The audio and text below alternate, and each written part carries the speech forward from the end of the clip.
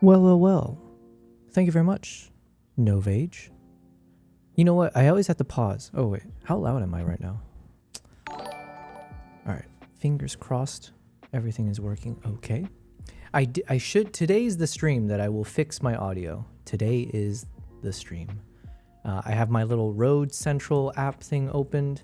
I think last time you guys were saying it was too quiet in terms of when I was like playing music or YouTube videos, but then the mic was loud. So I think I have the ability, I have the capacity, guys, to be better at streaming. Hello everyone. Hopefully the audio isn't going too crazy for now. Because it sounds loud in my ear, but it could just be testing. Okay. Hello everyone. DTK, thank you for being the first one to say hi with some extra eyes in there. So that's epic hi. Thank you very much. DTK, I think this is the first time I'm seeing you on the stream since I've been back. We are so back. Yes. L thing in the chat says, Yo Bell, I just picked up a wireless mic for a trial period, but properly keeping it and buying it. Congratulations. Which mic did you end up getting? I think, oh wait, no, I haven't caught up with most of you guys about most things since I've been gone for 2 months, but I mentioned, and I'll make some YouTube videos on this, I took with me 3 different wireless mic systems, the Rode Wireless Pro, the DJI Mic 2, and the Hollyland Lark Max 2. And of the 3, I've actually really enjoyed using the Hollyland Lark Max. Did I say Max 3? Max 2. I've enjoyed that the most. The one I've enjoyed the least is by far the Rode Wireless Pro, and it has nothing to do with the quality of the mics. From my understanding, it might be the best quality of those 3, but it is like the most janky, UI system. It's also a really blocky looking thing. It's just the hardest to kind of work with off the bat without having to watch some tutorials. Hollyland was like bang on easy. I think that was my favorite. Anyways, let me keep catching up on the chats. Thank you guys for being here as I start off the stream. And please do let me know if the audio is a little bit out of whack in terms of if the music is playing too loudly. Let me turn this down a bit. I'll turn it down to 10% here, and then we'll adjust it later. What else did I miss? El says, pick the Sennheiser Profile Wireless because of the locking TRS. What does TRS stand for? But is that when you like use a lav mic, you're saying how you can lock the mic in, or am I missing something there? Even though there's only 30-minute internal recording? What? Okay, you're gonna have to explain to me what that TRS is, because I mean, I know Sennheiser is supposed to be one of the better brands for sure. So I am very curious to know your use case and how the quality ends up being. For my use case, I end up needing microphones that can run for like hours on end. So like, for instance, when I'm on a gorilla trek or a chimpanzee trek, since I just returned from some of those, I had literally the mic running at all times, just in case to capture ambient noise, chimpanzee screeching at you, any of that. So I usually need the ones that get like crazy internal recording. Kavai is in the chat as well, says hello. Thank you for being here, Kavai. And then DTK said, yeah, so shout out to Kavai. DTK says, guess what? I made a new channel. Oh, congratulations on the new channel. A new channel. Oh, I don't know how old your other channel was, but good on you. You're on the right track, my friend. You got to start when you're young and keep on doing new things. At some point, DTK, you're gonna have to test out live streaming as well. L thing, and let us know what your YouTube channel's what it is. L says TRS, aka 3.5mm jack, but with the screw lock. Okay. I misread it. 30 hours of internal recording. Okay, listen. Okay, now that makes a big difference. 30 hours of internal recording. Whole hot damn, that's insane. Okay, so I think I was on the right track because maybe I've seen those words before, but yeah, like having that screw lock, because that was one of the pros of the Rode Wireless Pro mics, is that when you connect a lav mic to the Rode Wireless Pro, it had a screw on, like a screw lock, so it doesn't accidentally get unplugged. So that was one of the highlights, or one of the perks of that one that was mentioned. But like I said, I just ended up hating the bulky interface, the bulkiness of the mic itself. And then the Hollyland Lark Max 2 is such a slim profile. I just came back, I just did a corporate video shoot the other day. And you know, it was just like doing an interview of someone reading a few lines. And I ended up just using the Hollyland, put it on his suit. It's such a thin profile, you don't see it. I didn't even use a lav mic. I literally just put that with a little magnet hidden, and audio quality is fantastic. So, but yeah, no, let us know, L. I'm curious how the quality of that Sennheiser is. DDK says, so it's in the videos channel in Discord. Okay, well, listen, we'll put it in the backlog. I'm just going to start off today. I already have like 4 YouTube videos I need to go through. But then, yeah, feel free to put any of your work on there and we can check it out. So thank you very much, DDK. It's good to see you on here. It's good to be back, guys. This is my 3rd stream not in a row, but it's my 3rd stream since coming back from 2 months of traveling. So a lot of things that I'm catching up on, including just making sure that I know how to stream. So making sure that the quality of everything sounds good. I'm not messing anything up. So we'll have to see about that. L says, try looking up the tiny size of it. Okay, you know what? Let's get on that. Where are my cats? Are my cats here, by the way? I just fed them, so I'm assuming they're all dipped out. Yeah. Oh, I think Nala's almost there. And then Kimpop's not here. Guys, because I don't know if DTK or L, you've been here since I've come back. One thing that's changed is that my cats have switched positions. Like just, what would you say? I mean, they use either bed, right? I don't think they're against it, but for some reason, since I've come back, they've decided to switch beds. So Nala now ends up chilling on this side of things, and then Kimpop's been hanging out over here. So we'll see if that happens. But anyways, what was I gonna do? Oh yeah, let's check this out. So L, you mentioned it's the Sennheiser. Am I pronouncing it wrong? I keep saying Sennheiser. Is it Sennheiser? Oh, Sennheiser Profile Wireless. Sennheiser Profile Wireless. Oh, speaking of the devil, and it shall come. Look who just decided to pop up over here. The one and only. I think it's a little bit too dark over there. Although it's a bit moody, so I don't mind it. Look, Kimpop has decided to... Yeah, Kimpop. Good boy. Now just randomly, I don't know why, but he likes this bed more. And then Nala just tends to go to the other bed now, so... Alright, changes. The times have changed. Sennheiser, not Sennheiser. Yeah, so it must be a me thing. I just pronounce it wrong. Yo, okay, so this is the Sennheiser. One person shoots, vlogs, and content. Interesting. Damn. Oh, wait, no. Okay, it's about the same price, I think, as the other mic systems. I thought that was in USD for a second. Yo, that's impressively compact. Okay. 32-bit float, that's all I know that matters. Compact clip-on transmitter with a mic. Dual channel receiver with safety mode. Okay, I mean this sounds... it feels like it does the job, right? What you expect from any of these kind of compact mic systems. You want 32-bit float, you want internal recording. I think, what did you mention? It can record up to 30 hours, which is insane. I think the maximum any of the mics that I'm testing with, I think it's like 9 hours or 11 hours. I think the Hollyland maybe is I'm mixing up numbers now. It's either 11 hours internal recording or 11 hours battery life. But either way, to have 30 hours, that's overkill, but it's better. More is better. 16 gigabyte memory. Okay. 7 hours of runtime. That's fantastic. 7 hours with 30 hours of internal recording. Backup recording mode. Yeah. So it sounds pretty damn good. So excited. If you end up creating some content with it, feel free to pop it into the Discord. Would love to hear how the audio sounds. And you can use the charging case as an interview mic handle. Okay.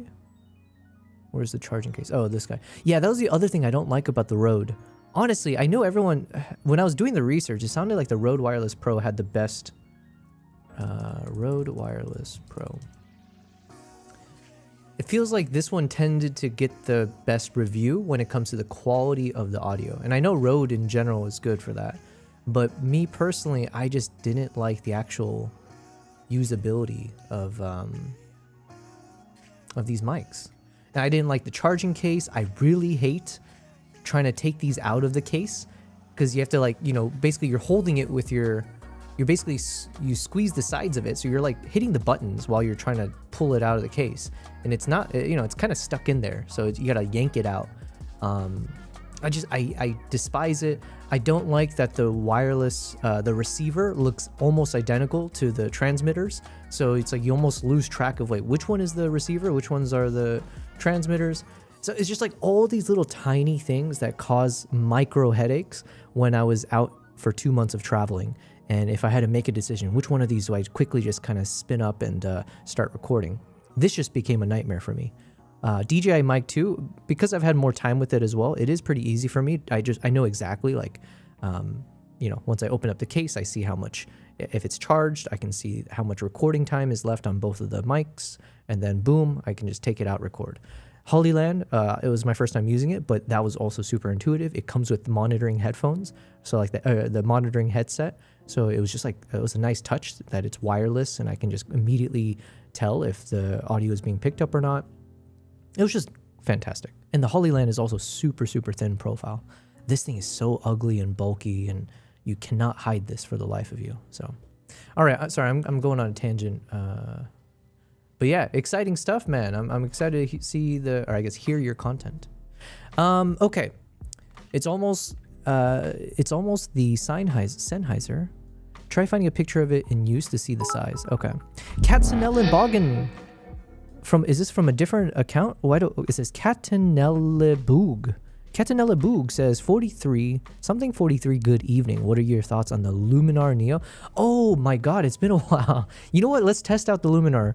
Listen, guys, yeah, thank you for reminding me. I've been traveling for the past 2 months, so I've had 0 opportunities to actually like test that out. Oh, thank you very much. That's the bits. How did I not know? Thank you for the bits. Yo, thank you for supporting me with your dollar bills or your coins and bits. I appreciate it very much. Thank you for the question as well. So yes, let's keep testing out the Luminar since I am going to be doing a photo editing session today. So I've already got it set up here where we're going to kind of work through some of the photos from one of the trips from this past 2 months, which was my time in Uganda. Oh, speak of the devil again. We got Nala over here. So Katzenellenbogen as well, just as an FYI, my cats have swapped positions. So she has decided to hang out where Kimbap used to be. And then he has decided to hang out where Nala used to be. So, you know, life throws you curveballs, I guess. But yeah, so I'm going to be editing some photos from my second trip to Uganda over this past 2 months. I took a few photographers with me. It was an organized group tour that I put together. And so I got to take them through the Shoebill swamp locations. I took them to do some treks for the chimpanzees and then some treks for the gorillas. So yeah, it was a really fruitful trip. Thankfully, they were both very, very pleased and happy with the results to the point where they wanted to come back. They wanted to come back and join me on another Uganda trip, ideally end of this year. So I'm supposed to be planning for a November trip, but they were asking if I can maybe expand the itinerary. So I'm going to see if I can expand the itinerary, which means it would cost more money. And so I might have to, anyways, okay, sorry, I'm about to get into rambles here, but the point is, the trip went well, happy clients, so I'm also happy. So we're going to edit some of those photos. Katzenellenbogen says, yes, it's Katzenellenbogen. Katzenelleboog is the Dutch version of my last name. Oh, okay. Well, we're learning a little bit here and there. Well, cheers to that. I just made myself a little concoction here. Let me take a sippy. Oh, that's delicious. Okay. Guys, before we get cracking, also I gotta see how is the audio and everything. How can I check that? I had the Rodecaster app open. So let's say if where's the YouTube videos? If Fedorevsky's in the chat at some point, I saw he had a new YouTube video. I wanted to check it out and support our boy Fedorevsky.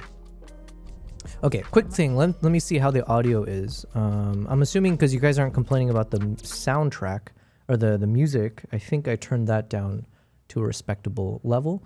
But what about if I'm watching a YouTube video? My mother always said to me, Imara, Don't stop until the lightning splits you in half.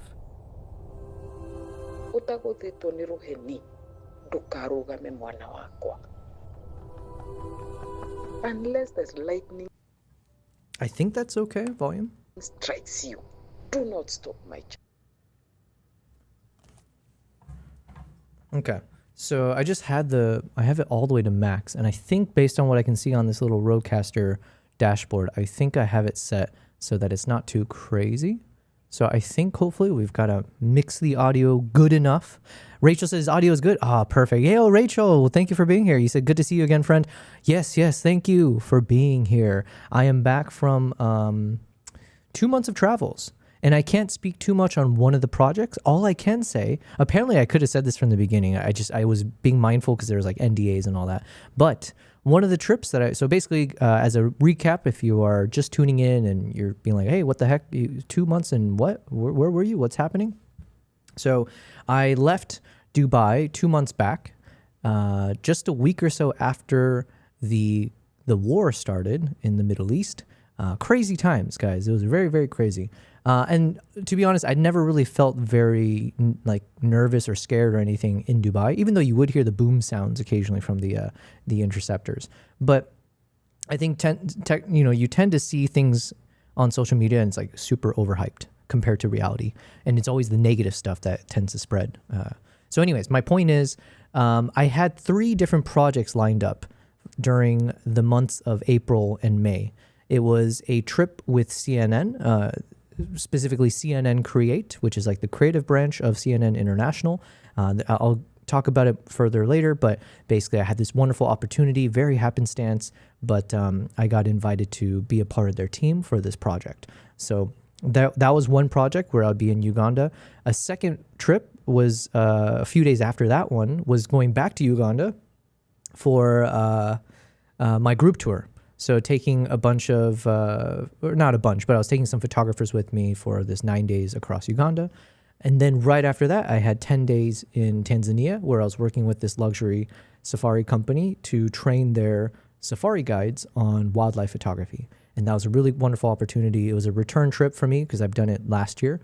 And so they liked it enough that they brought me back, and I did a 10-day with like about 20 different guides. So that's took place all throughout the past 2 months, and now I'm finally back. And I stayed in Germany in between those trips because I have a friend. Some of you guys might have seen her occasionally when I was streaming prior to 2 months ago, because she was crashing with me for I think like a month and a half. So she was just like walking back and forth occasionally. Anyways, what a happenstance! But then when things got crazy here in Dubai and I was trying to figure out what should I do, I decided I need to leave Dubai just in case the airports shut down or you never know. And I did not want to miss any of these 3 projects. I mean, these are like, it's like it's my livelihood anyways, but also really, anyways.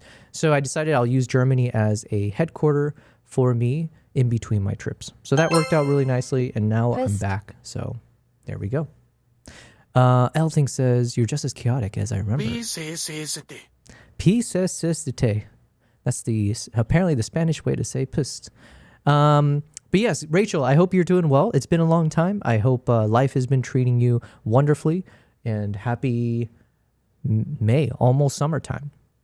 Audio is good. And then Elle says, you're just as chaotic as I remember. You was about to look at the Sennheiser size, and then you got bits.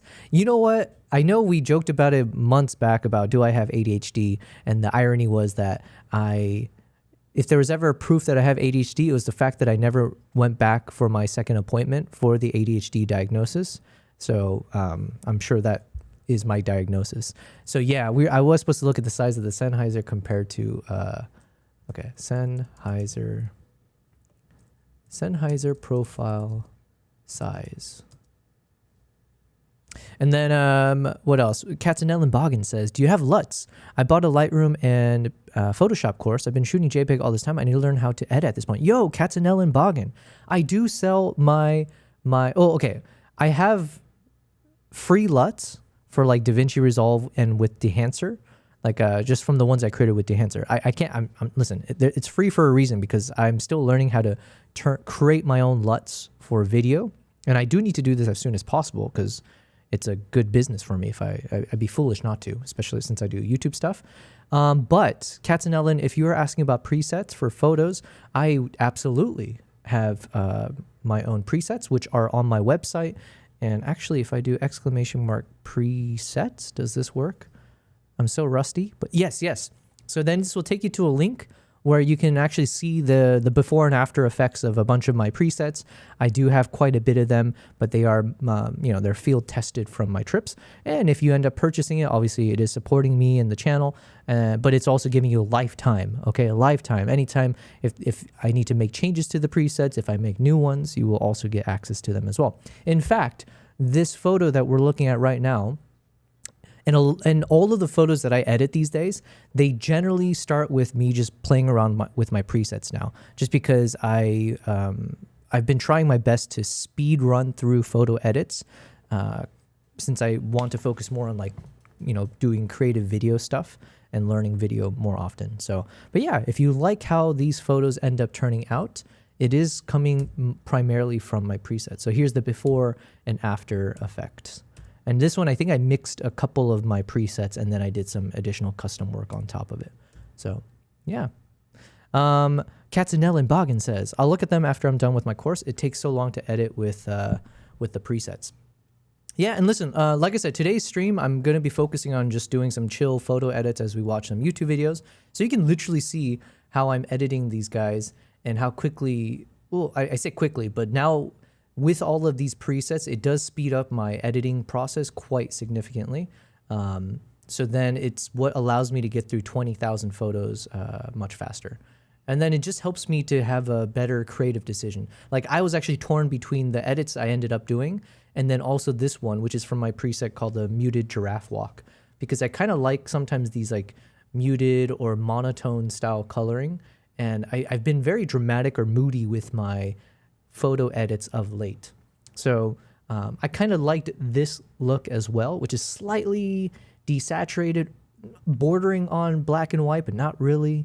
Yeah, slightly more minimalist, but yeah.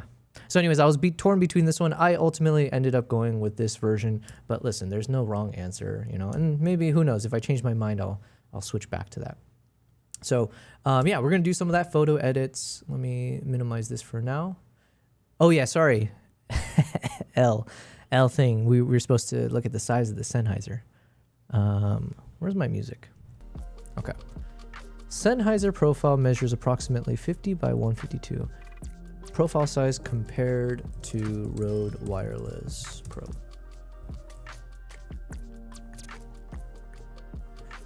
Sennheiser Pro Wireless is nearly identical in size and slightly lighter than the Rode Wireless Pro. Okay, so I mean, I feel like the Rode. Okay, let's just watch a YouTube video on this then. Because in my opinion, I think the Rode Wireless Pro is a little bit too.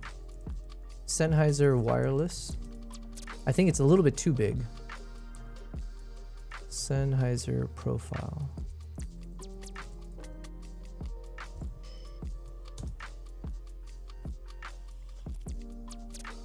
Here's a Rode Wireless Pro set. This is the Sennheiser Wireless Profile, and in this case, it's the DJI Mic 2. In this video, I'm gonna do an audio test of all three of these systems. This one I just got the Sennheiser, so I'm not too familiar with it. I'm testing all of this out on this camera, which is a Sony FX6. Right now, you're hearing the audio directly from the camera. There's no other shotgun mic, nothing. This is raw camera audio. What you're hearing right now is the Rode Wireless Pro. I'm speaking right into the included microphone built into the device. The transmitter, I'm about less than 6 inches to my mouth. I'm holding it in my hand. I don't know if you can hear any handling noise. Here's a Sennheiser wireless lavalier microphone. I'm gonna use this for all three of the transmitters so that I keep it kind of fair. This has a locking pin right here, or a locking knob, so it still will work with the DJI. DJI is the only one that doesn't have a locking connection. Okay, now I'm speaking into the lavalier microphone. Here's the transmitter that's the lav is plugged into. Here's the receiver. You can see on the receiver the levels, and I have the level set on the camera to level 15. I had it set at level 15 when I began this video, so I'm gonna try to keep it the same, which might be a little too loud, might be a little clipping, but I'm just gonna keep it that way. And yeah, does this sound any different using a lavalier microphone than it does the built-in microphone? I think it does. I think the built-in microphone sounds a little bit better, but I'll leave it up to you to decide. Now you're listening to the DJI Mic 2. Here's a charging case. As you can see, I only have one of the mics. I like the DJI Mic 2. It's or I like the build of it. Again, in my opinion, the UI is a bit more intuitive. on right now, and I have it the same distance that I had the Rode, which is about less than 6 inches from my mouth. Here's the receiver. I have the receiver set on mono mode, and this is what I like a little better about the DJI than I do with the Rode. The Rode, you needed a combination of button pushes in order to change all the settings. With this one, is a touch interface. As you can see, I flick it down or I flick it up. I can control different settings. Flick it down and then go transmitter settings. Select they're all. It's pretty easy once you figure it out once, and then you have this dial here to dial it in. Now what you're hearing is the lavalier microphone connected to the transmitter, and that's going to the receiver here, going to the FX3. I haven't changed any of the other settings. I have the lavalier microphone in the same distance that I had when I was doing the Rode. But what I'm noticing with the monitoring is that there is more latency with the DJI than the Rode. The Rode didn't have as much latency that I was noticing, but the DJI 2, I am noticing a bit of a latency. Oh, you know what? That might be true as well, as I'm going down this rabbit hole. I remember early on when I first got the DJI Mic 2s, it was for like a 2-week trip I was going on with this YouTuber, and I was like filming a bunch of his interviews for like 2 weeks straight. And I was using the DJI Mic 2s. And I do remember when it was like these long interviews, right? We're talking like over an hour long. At times it did feel like there was some latency that would start to build up, where it would start to lag, and I'd have to like chop up the audio file and realign the audio clip to match with to resync it essentially later on. So there's like this weird effect where the audio would start to become, there'd be like an increase in latency, across a longer recording. Whereas with the other stuff, I don't think I've had any issues so far. In the signal. Got Okay, anyways, I want to see the size. And then you can have a direct connection with using the X3. I am case audio wireless profile. Here's the receiver. I'm talking into the transmitter right now. I have it less than 6 inches from my mouth, the same distance as the other transmitters. You can see here, this one's just as small, maybe a little bit bigger than the DJI. And it's a touchscreen interface, works the same way. But the cool thing about this system, I'm going to put this microphone, clip it to my shirt. The cool thing about this setup here is that it comes with this charging brick. So you pop that in here. I'm sure you've seen the advertisements. It comes with a little windscreen. Oh, that's what you're talking here, about. Put both mics here. You can use this as a handheld interview microphone like this. It has quarter 20s here. You can set it up to have a microphone stand, like a podcasting setup. It comes with this case, has some windscreens in there, and all the cables. Even though this is larger than the other systems, I find this to be more efficient with everything. Okay, so then so in terms of my use case, so I see this one having a lot of versatility for sure. For my use case, I probably would end up not using this just because of the size. Like, because even now I was struggling bringing all those mic systems with me. Obviously, I brought 3 of them just to test, but when I do my travels, I need to like lighten the load as much as possible, and anything that's bulky or long like this, I have to think twice before I can figure out how to pack this up. That it's packed in. And here you have magnets. Ooh. These are the magnets that you can use to clip on the But this one does feel a little bit shirt. more thoughtful in terms of its approach. When So I you can see a open lot this more. up, you have the different connections to, it looks like Lightning, USB-C, and to the regular camera when you're slipping it into the cold shoes. You have a USB right there to charge everything. And that's what this is. This is what it sounds like. I am now going to plug in this. Okay. This is what it sounds And then, okay, so this is the transmitter. And this is a That's good not too pairing bad. because this is what it This almost looks maybe like the size of the DJI Mic 2, which is not that bad. was meant for. It's designed for the Sennheiser. So Sennheiser to Sennheiser. This is what it sounds like. Here on this transmitter, it looks a little different because... Okay. Well, thank you for sharing, because I think it sounds like you spent good money. That sounds like a good investment. Perfect. Now, I've got about like 5 videos that I wanted to go through. One is a video from Fedorevsky, so shout out to Fedorevsky in our community. It looks like from one of his recent trips, I think, with the ZR. So I'm always curious, especially as a fellow ZR shooter, I always want to see how the quality of it is. But then we were watching yesterday the behind the scenes of Sam Newton's latest documentary, or like short film he made called The Lioness, which while I was traveling, I did see on Instagram. I think I saw a bunch of promotions for this, like because I guess he made this in partnership with Canon and like Ishara Lodge or something like that. So I really enjoyed watching that behind the scenes, and we kind of like broke it down extensively to because my goal is I need to watch more of these types of things, because this is the world I want to enter into, right? I want to do these kind of short documentary films. I want to combine it with my travel and my passion for traveling and my ability to travel, especially for like parts of Africa or you know, wherever else. So yeah, I want to do more of this kind of consuming footage like this. There's one about how to expose like a documentary cinematographer, and then about, you know, working as one, and some other things. So I have these things lined up as we edit, but before we get deep dived into it, I also want to just kind of start off chill, right? So there's this thing that I stumbled upon recently called dialedgg.io.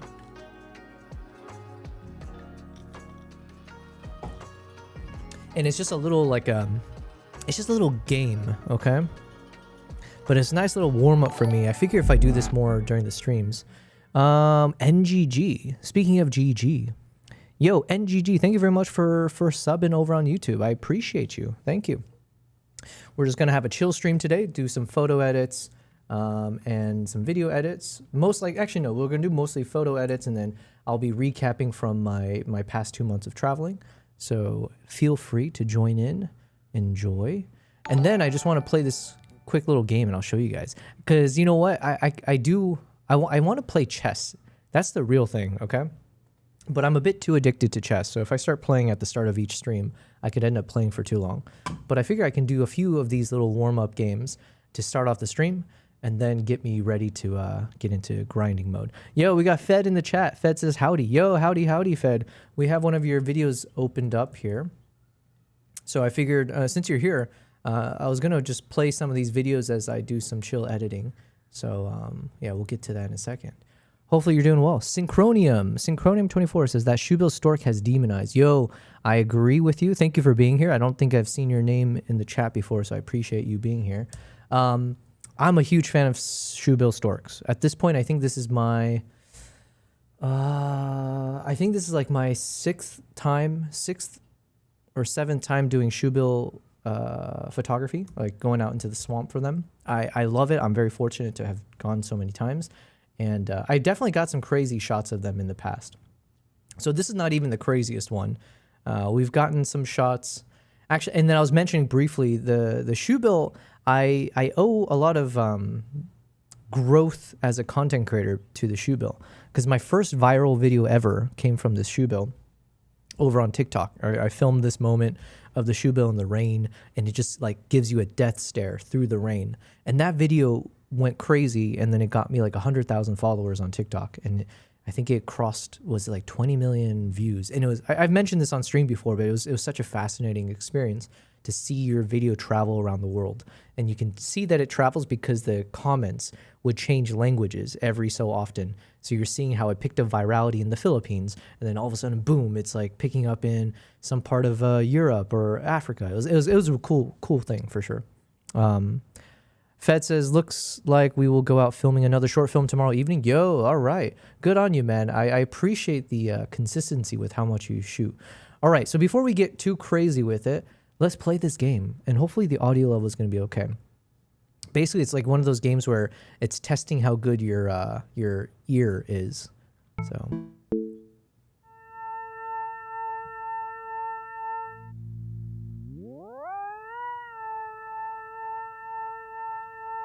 lock it in.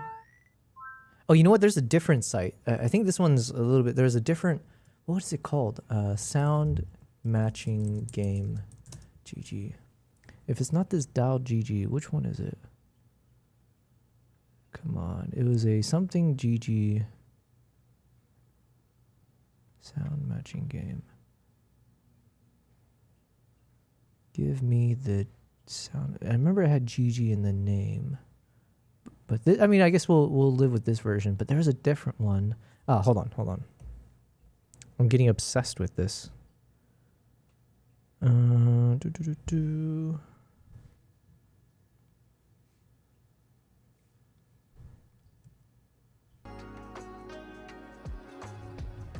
What was it called?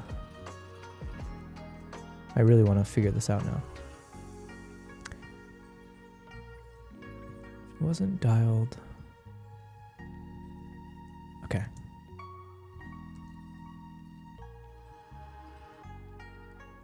Dialed.gg sound. Okay. See, that's kind of annoying. Why is it so similar? Dialed.gg/sound. There we go. All right, here we go. This is the one we want to play. And then we're going to do some photo edits, but I want to chill for a second. Yo, thank you for the sub, X10s TV. Yo, thank you very much on the YouTube side. All right, I appreciate the follow, guys. All right, I just wanted to relax first before we get into the grind of it all. Let's go full screen.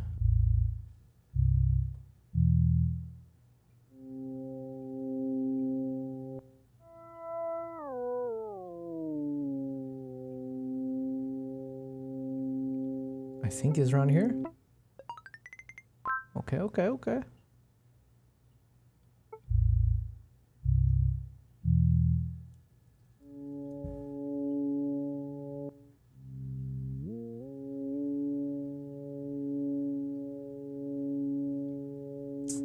I think so. Lock it in. Not bad, not bad.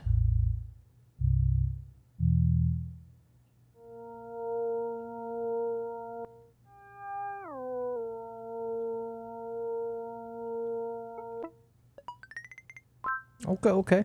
All right. You know, I'm not complaining, but I feel like I could do better. So I am complaining.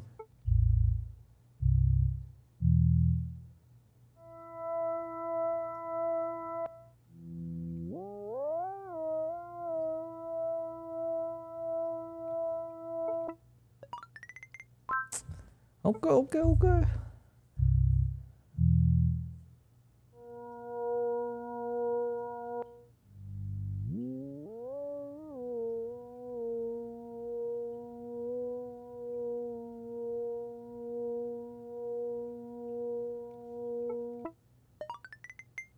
Oh man, this is the closest I've been.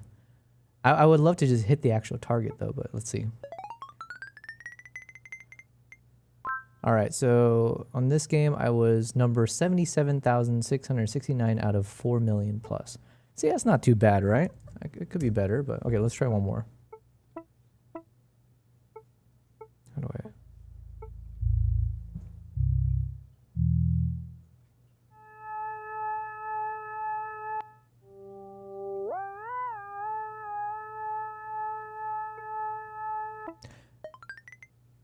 Ho ho ho! All right, all right.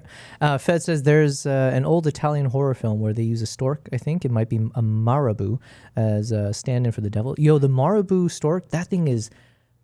I mean, that one is it one of the biggest actually? Marabou stork. I feel like it's one of the largest ones. Yeah, I remember seeing a bunch in Zimbabwe. Yo, Yami.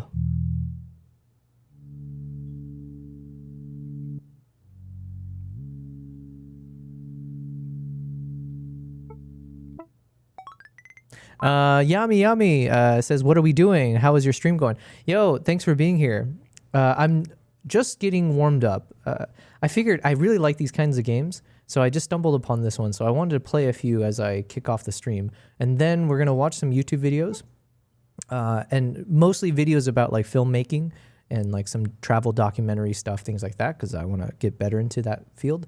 And then I'll be editing some of the photos from my recent trip to Uganda, or like one of the trips from the past 2 months. So, but first, let's kick some ass on this game.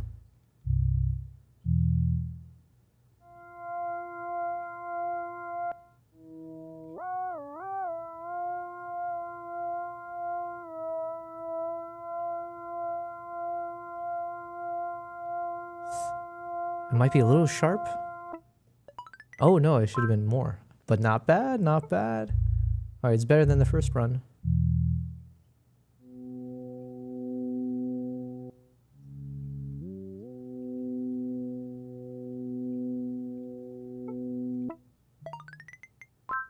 Okay, okay.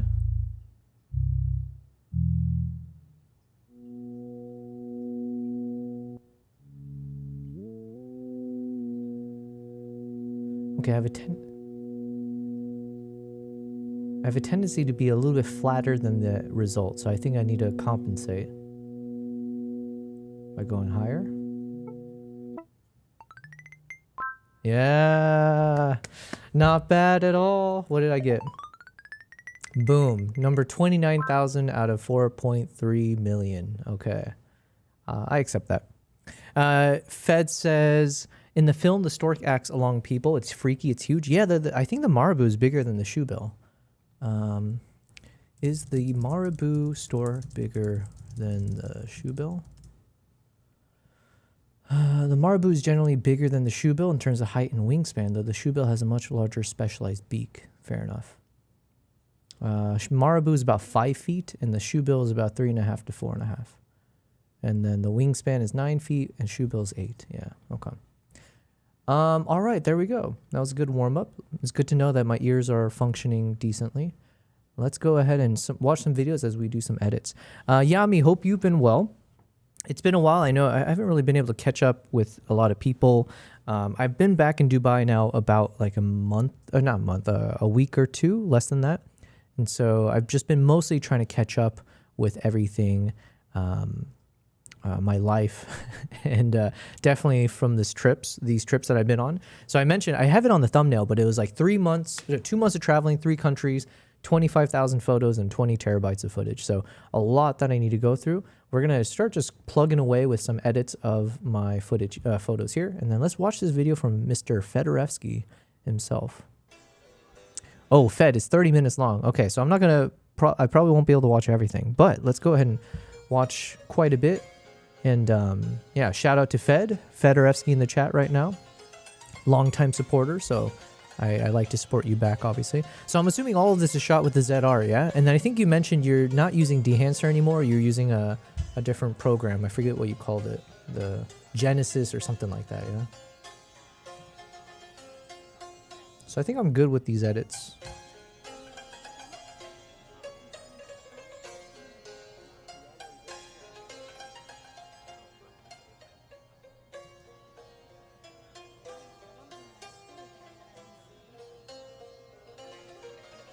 Let me turn up the quality. There we go. That's clean footage. I love the colors on this.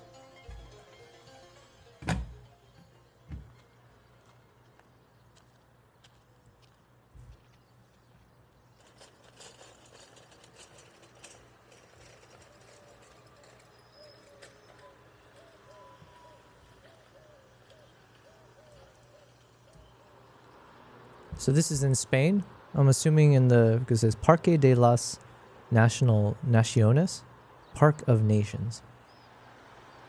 Park of Nations. Fed says skip whenever. Yami asked, what is this game? Do you have to remember the wavelengths?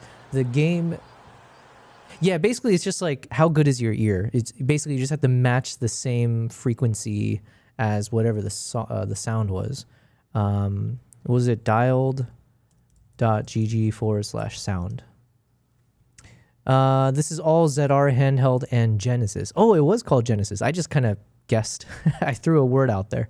Fed says, yeah, it's a public park in town with lots of birds. Gotcha. All right, so we'll see some bird footage while we edit my birds here.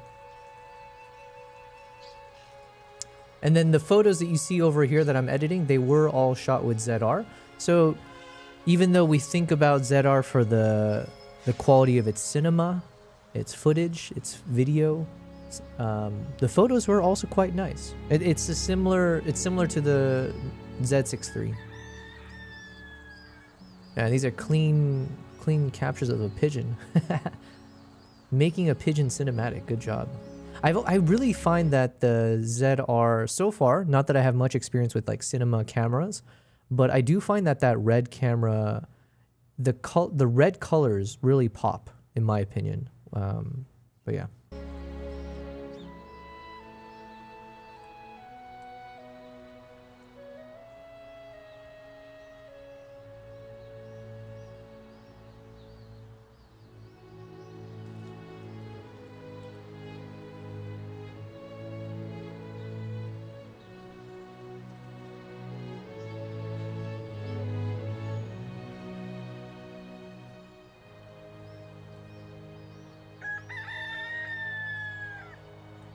Man, that was like the most what's the word I'm looking for? That was like the most default sounding rooster ever. That's like what you get from stock audio. It's like they matched everything exact same way. Yami says, no, sorry. Fez says, is shot using the Nikkor 50 to 250. Nice. Oh yeah, I think I remember you said you were just traveling with like one lens or something like that. Fez says, yeah, this is Genesis, so it's a Kodak stock and print. Gotcha. Yami says, the shoe bill I think you are editing looks so beautiful. The bokeh is amazing. Thank you very much. Well, I mean, the shoe bill thanks you. It was a very beautiful animal. I think it had rained in the morning, and it was early morning excursion, so I had some pretty soft light to begin with. So here's the before and after, right? So you can see here a little bit flatter greens in reality, at least how the camera captured it. I forget what I had on my temperature. But once you have fun with it, this is what I've ended up with. And most likely, I think I want to do a portrait for this one. This could even be like, yeah, we'll see.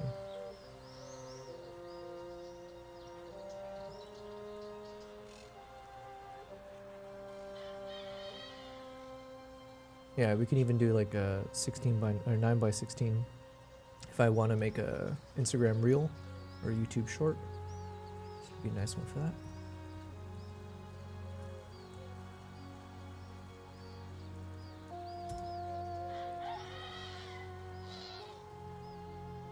I like your Fed. I like the mix of the soundtracks with the shots.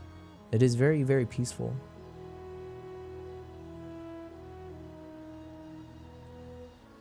Oh, by the way, guys, because I am a slave to, whatever the viewers like and whatever works on my YouTube channel, as I keep learning. One video that I just kind of posted, I didn't expect much, but it did pretty well for my standards. It was just like a video, I think it was only 3 minutes long, and it was just I say adjust, but it was a photo montage video. So I just made a montage video of some of my favorite captures from Uganda. And so I just put it all together with some nice soundtrack, and people liked it. So I think I will make more of those types of videos where it's literally just a collage of my best photos from different countries. Because at this point, if we just keep with the pace of where I've traveled, I need to do that for Mongolia and then for India and even Japan. But although I have a lot more photos to edit from Japan. So yeah, there's like a number of countries where I do have a decent number of captures that I've spent the time to edit. So I think I'll just turn those into YouTube videos. So be on the lookout for that.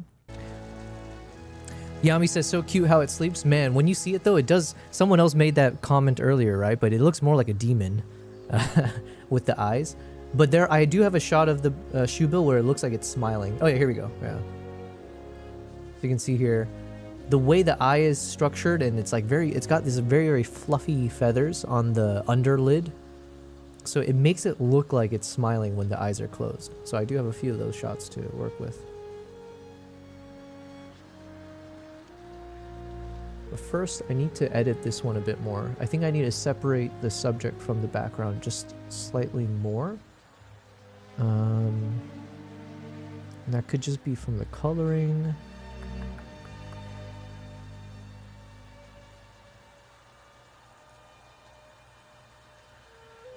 Oh, and then I need to test out the Luminar Neo, since you did give me access to test it.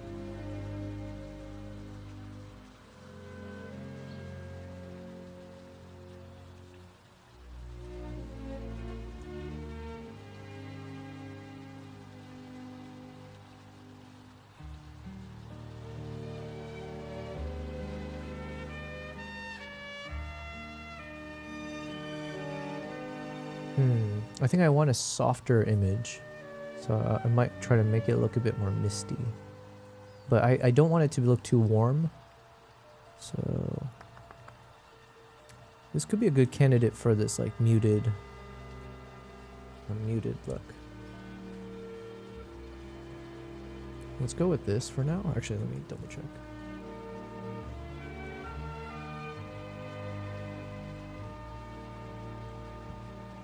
Alright, let's just go down this direction, see where it takes us.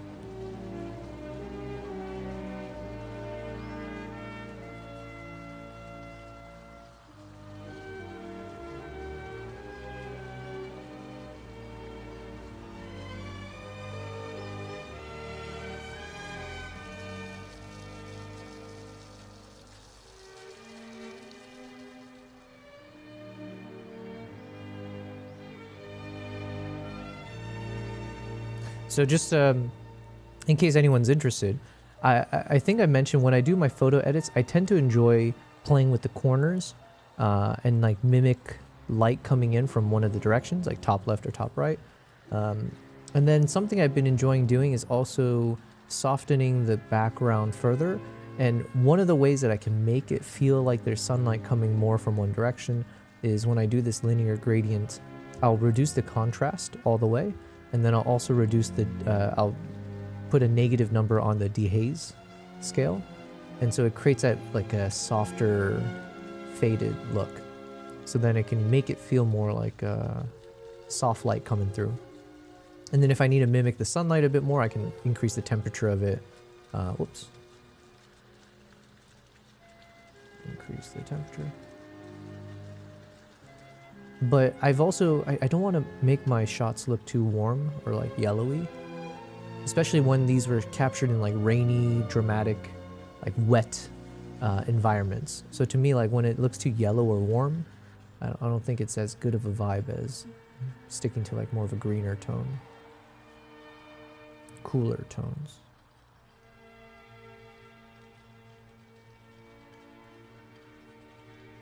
Yami says that's very pretty. Well, thank you very much. Listen, I'm just going...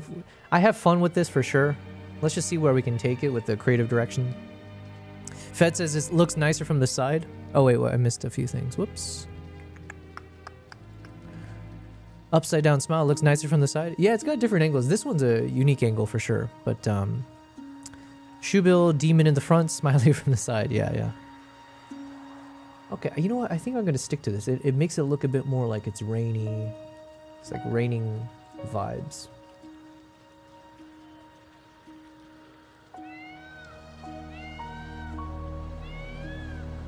And then we're going to do another one this way. One interesting... one thing that I discovered recently, I say discovered because it's like, oh, I never even thought to do this. It was when I was editing some of my photos from Japan, like the Fox photos. But I never thought to combine this until recently. So let's say if I take this linear gradients and I want it to affect the background, but I don't really want it to affect the subject, but I do want it to at least do something here. All I do is I create the linear gradients, and then within the mask, I'll hit subtract, and then I hit subject. And as long as the subject is pretty well defined, then it literally will create the masking, but minus out the bird. I mean, it sounds very common sense as I say it, like very obvious, but it never struck me as like, oh, that would be a solution to some creative decisions. So now, this way, if I want to maintain the color of the shoe bill here, but I don't like the yellowish colors of the blades of grass in this kind of section, this allows me to, take care of it. Now, unfortunately, there is this blade of grass that cuts through the front, so I don't know if this is going to actually work, or I'll have to fade that in later. So for instance, I'm just going to go extreme with it just to show, but now it's like I could not affect the bird whatsoever, but then I can change the grass tone just a bit. So let's see.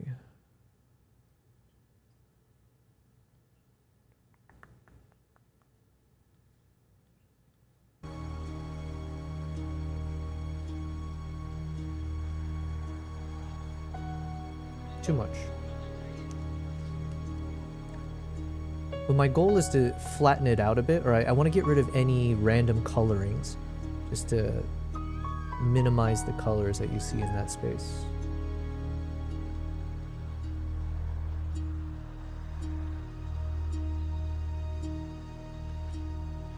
So I might even just do this. And then let's add in the... This might be a bit tough, but let's see what we can do.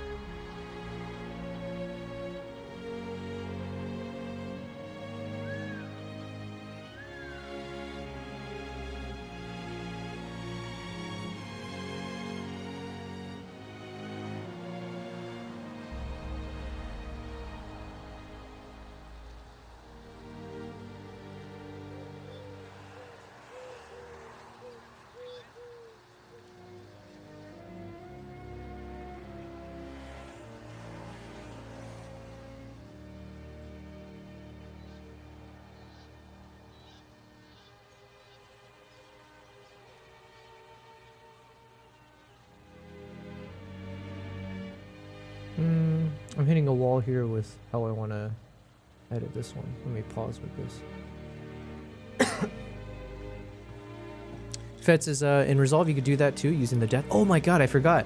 I need to learn how to use DaVinci Resolve for photo editing, because that's a new thing, right?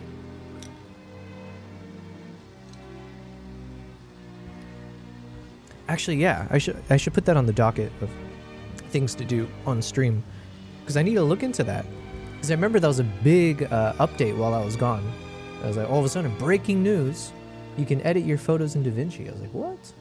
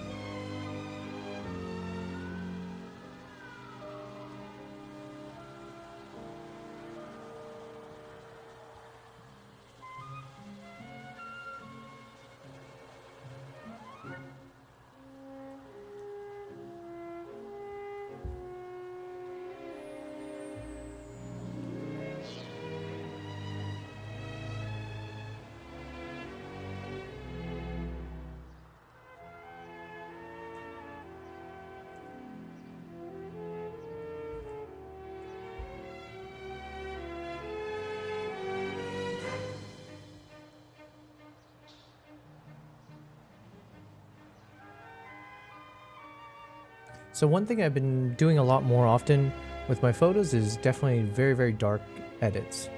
So, you know, like dropping this down. So it's pretty dark throughout. But yeah, I don't know. I kind of find it more fun.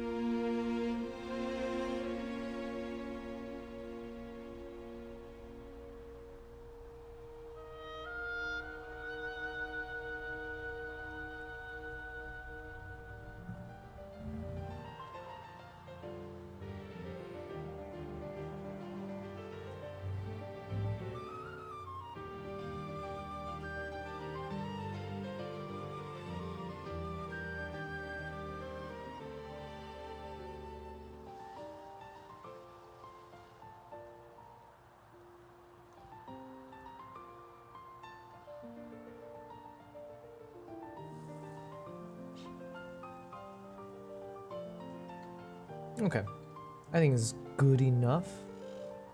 We'll come back on this one later. Good stuff, man. Thank you, Fed. Shout out to Fed. So this is the Parque de las Naciones, is a popular urban park on the outskirts of Torrevieja. Multifunctional green space. Nice, nice. Oh, you can actually feature places? I didn't know you could do that. Huh. Well, thank you very much for sharing this. All right, so then the next video I wanted to walk through was, so we had spent the time to watch the behind the scenes of this guy, Sam Newton. I forget how I discovered this guy, but yeah, I guess I was subbed to him already, and then I saw his video pop up. And then we had Tom Vault, who is also a very good, I think he's like in the know. He's in the filmmaking industry and all that. I think he works as a DP. Apparently he knows Sam Newton. He's worked with him in previous projects. So anyways, it was a fun happenstance thing that he hopped on the stream. But yeah, anyways, so yesterday was a fun stream, and then today I figured let's go watch the real short film since we watched the behind the scenes. It's called The Lioness. My mother always said to me, Imara, don't stop until the lightning splits you in half.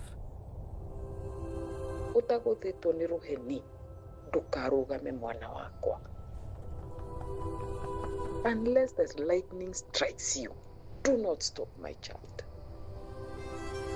She taught me strength. She reminded me I belong.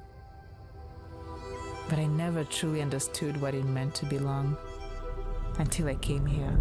Okay, I will pause a lot because obviously I'm watching this with an eye for understanding how I could create the same thing, right? So if you're new to my stream or who I am as a creator, I started in photography, but I have definitely shifted more towards understanding filmmaking, cinematography, all that kind of stuff.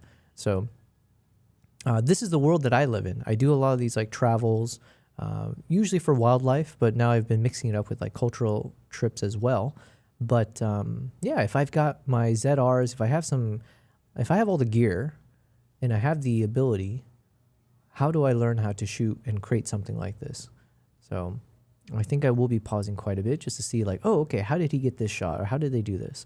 So understanding a bit more of like the shot list is one thing. My child. So like even just like keeping in mind here, he's doing this like orbit shot with the main hero subject. You know, I'm assuming because we saw the behind the scenes, he uses the gimbals quite a bit. So that might be something I need to add to my arsenal of like getting better at. Fed says that's automatic. Now the sharing places stuff, you actually have to turn it off if you don't want. Oh, I think I always do turn it off. Fed says I'm not 100% sure how it links up, but I suppose it is if you mention a place in the text maybe. What is the source of the earnings of wildlife photography, bro? Hey, we got YobelPrize official. It's the official Sam. Thank you very much for being in the chat. Thanks for tuning into the stream. What is the source of earnings? Man, if one of us finds out, let the other know. Yeah. Yeah, it's definitely not easy.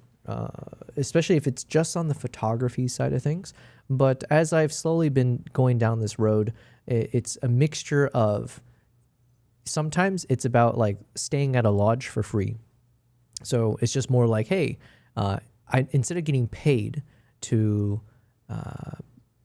take photos and stuff, you can get paid in value in kind, let's say. So this is oftentimes a thing you'll see where it's like a wildlife photographer might be able to convince some safari lodge or some location to let them stay for a number of days, maybe get a private vehicle and, get the experience. Hopefully they get lucky, get some nice photos of lions or whatever the wildlife is. And in exchange, you are taking, you're creating content for that safari company or providing those photos or videos as like marketing collateral, stuff like that. So that's like one way you can go about it.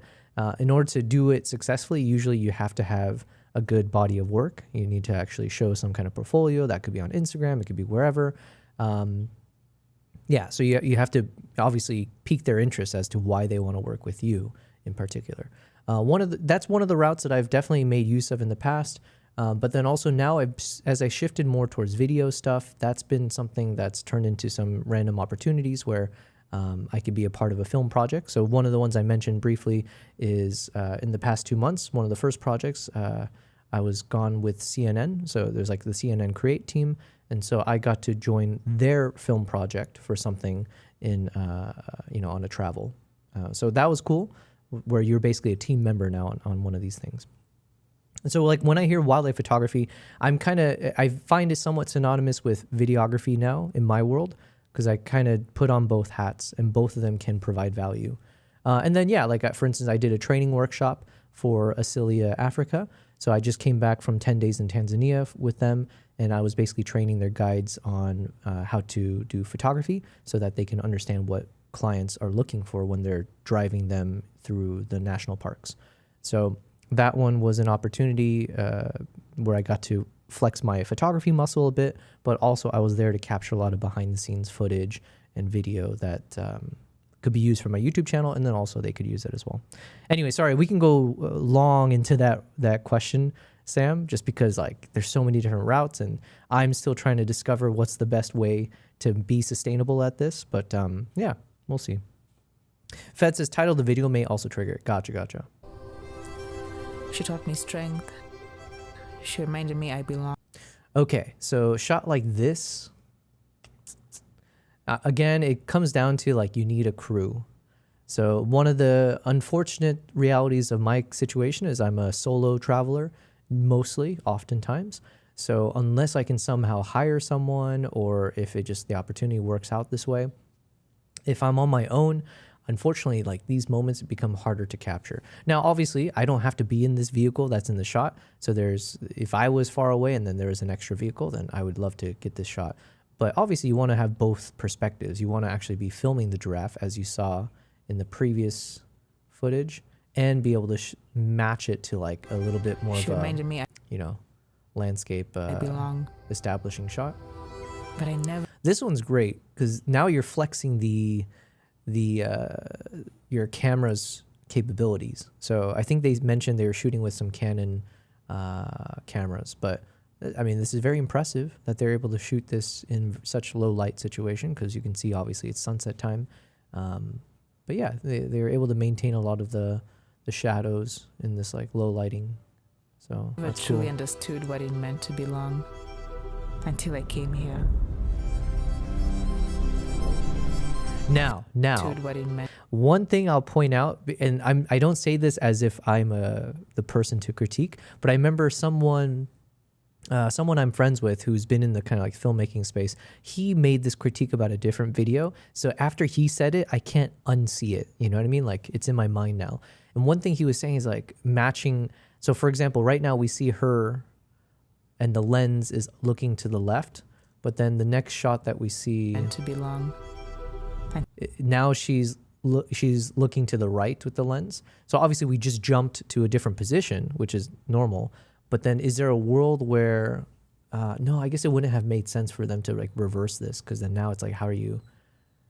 Yeah, I guess there really isn't a good answer for that. But that was like one thing where it's like, if you're jumping randomly from like, one camera angle to the other, and it could be jarring if at one point they were looking one direction and the next one they're over on the other side looking the other way.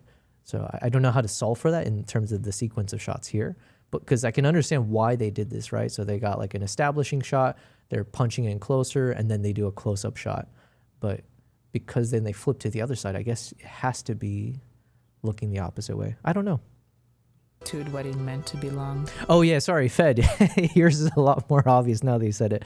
The other distinction is that, Fed says we also jump from evening to day. That's a very good point. Although it's like technically still there's still sunlight coming through.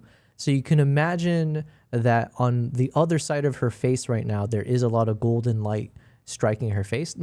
The way that they color graded this, you don't expect that to be the case though, because it's clearly way darker at this point. And especially here. So there's not really that much golden light to really touch up her face enough. But I never truly understood what it meant to belong. To get it to that level here. So yeah, fair enough. Maybe that could have been done in some kind of like color grading, I guess. I don't know. Listen, if somehow there's a world where Sam Newton is watching my stream at some point of me critiquing his video, if that world exists, I just need to make sure there's a big caveat that it's like, this is incredibly impressive. I'm very excited to ever get to this level of skill.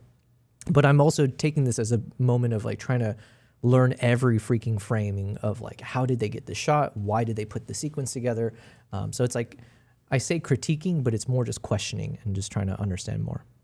Fed says continuity like this is not as important in a documentary as in a film. Fair enough too, yeah. So I guess there could be a little bit more leniency in terms of what's forgivable or allowed. But yeah, I like this close-up shot. I like that transition quite a bit. And I definitely need to use something like this in one of my future videos. I really like that clean title sequence. And then how did they get this shot? Was it like a drone? Oh no! Okay. So now this is a cool idea. Man, that's another thing to think about. Taking the time to film something just for the title sequence. Not that they had that in mind, but if you had that foresight to be like, I need a lot of motion, but I need it where it's not too much texture, so that if I put a title font in the center, it's very, very, it stands out and it doesn't get lost in the sauce of like all the other stuff around it. So I think I need to take notes. I should be taking notes as I watch this, but whatever.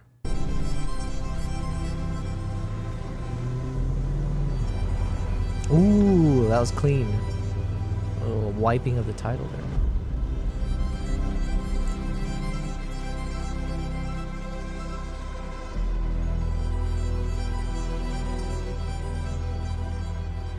That's a cool shot. I need to add that. Just wildlife.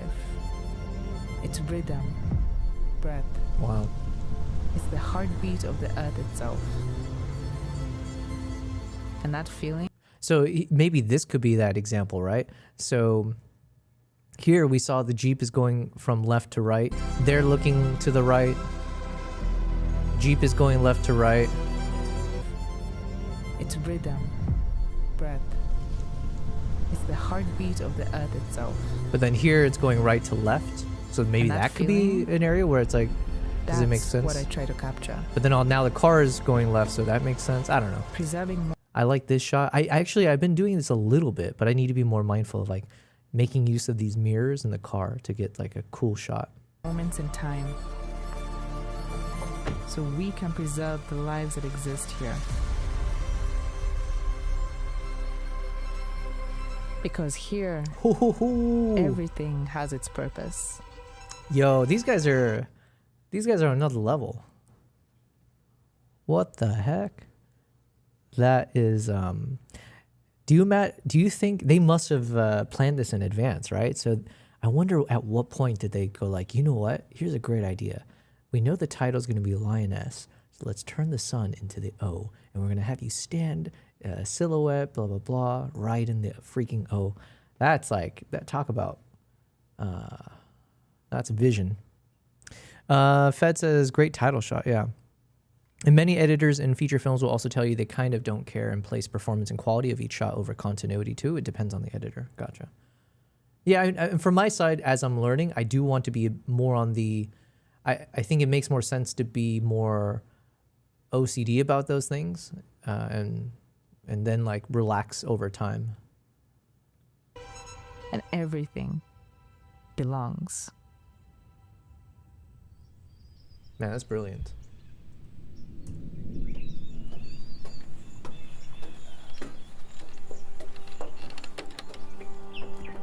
My name is Imran Jerry, and I'm a wildlife photographer from Kenya. My name is Imran Jerry, and I'm a wildlife photographer from Kenya. I was gonna say there's something, but I guess that makes sense because they're going up the steps. She's outside the tent and then walking inside, but it took me a second. My name is Imran Jerry, and I'm a wildlife photographer from Kenya.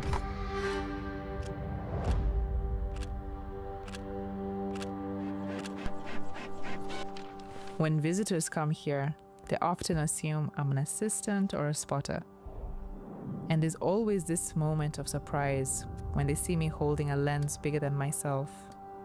But in a way, I've always known that feeling. That sense of being misunderstood. Ooh, that was a cool shot there too. Man. My biological father is half Danish and half Kenyan. My stepfather is Irish, and my mother is fully Kenyan. I know the way I was raised set me apart. It made me feel like a visitor in my own home. Like I was always on the outside looking in. And that feeling left me searching for where I belong. Which led me here, to the Mara.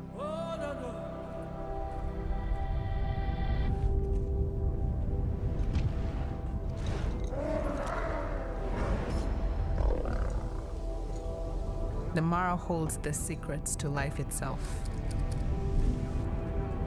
Here, I don't have to explain who I am. Learning the traditional names of animals, seeing how the Maasai people are grounded in spirituality and ancestral. That is one thing I try to keep an eye out at times, is like here, for instance, they're using, like, what do you call it? The sequence of shots are all like walking, like side walking kind of shots, right? So animals, seeing you got how the the elephant Maasai and to people the are grounded people. in spirituality and ancestral knowledge, It taught me what it means to be connected to what's around you. Ooh, I took a note of this as well from something else, but like getting a type of shot where the shadows are the subjects. So like, yeah, finding those moments where you can actually just focus in on the shadows, and that's how you get your story across. But I didn't understand true power until I saw them. The queens. I remember the first time I saw the lionesses. I watched how they move, how they hunt. Wow, I can't believe they got so lucky. Pride without ever asking for recognition. I'm actually kind of glad I watched the behind the scenes first.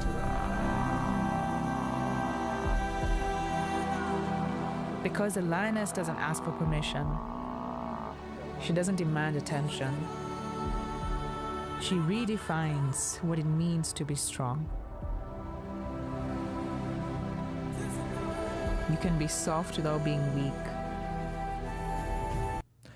Fed says, yeah, while you are learning, it is wise to be strict, so you learn the rules before eventually breaking them. Exactly, yeah. This is nice, explains why she loves to document. Yeah, I like her backstory. I like, man, this is like proper stuff. I'm like, I should be taking notes of like every section of this, because I'm learning quite a bit here. Powerful without announcing yourself. Bold without being the loudest. Okay. What kind of lens do you think they used for that shot? Bold without being the loudest.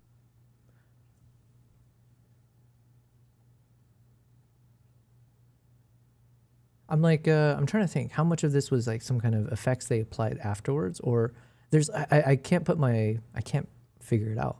There's something about this that feels different. Like they weren't just using a normal, like, I don't know.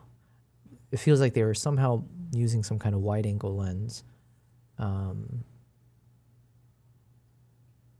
Like, could I get this shot with a 35? Or does this require some kind of special, almost not necessarily fisheye, but like, do you need something? I don't know. I don't know what I'm even saying. But I like this shot, and I want to know is like, can you get this shot with a normal lens, or did they have to use something? And in that, I saw myself.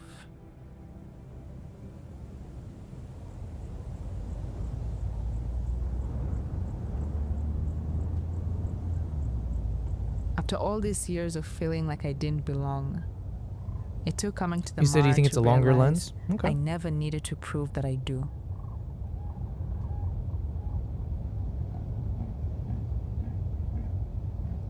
If I've learned anything from my mother, these animals, and this land, it's that strength can come from the quietest of places. Oh yeah. See, I've been doing a little bit of those shots with my clients of late. That strength can come from. They have the extra benefit of using a gimbal, I think. So just doing like if I've learned orbit. Anything from my mother, these animals, and this land, it's that strength can come from the quietest of places.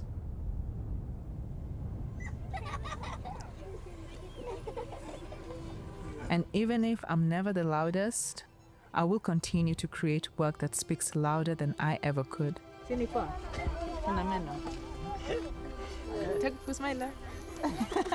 And do what I can to give back to the people and the land that has given me so much. Because that connection between my work, myself, my purpose, this land, these people, it's powerful. That was some impressive dynamic range. It's powerful. And where there's connection, there is belonging. This is where I belong.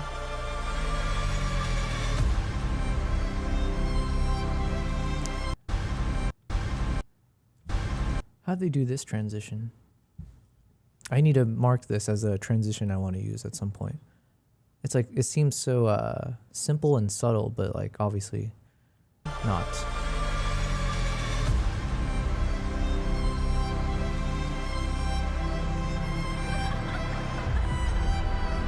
Unless the lightning strikes you, do not stop, my child.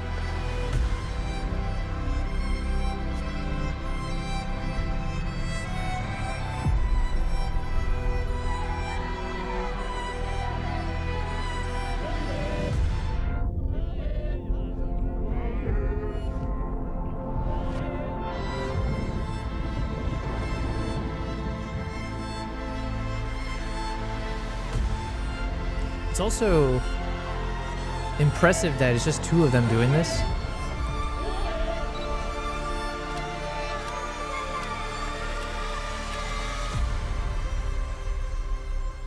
If I could say anything to the young...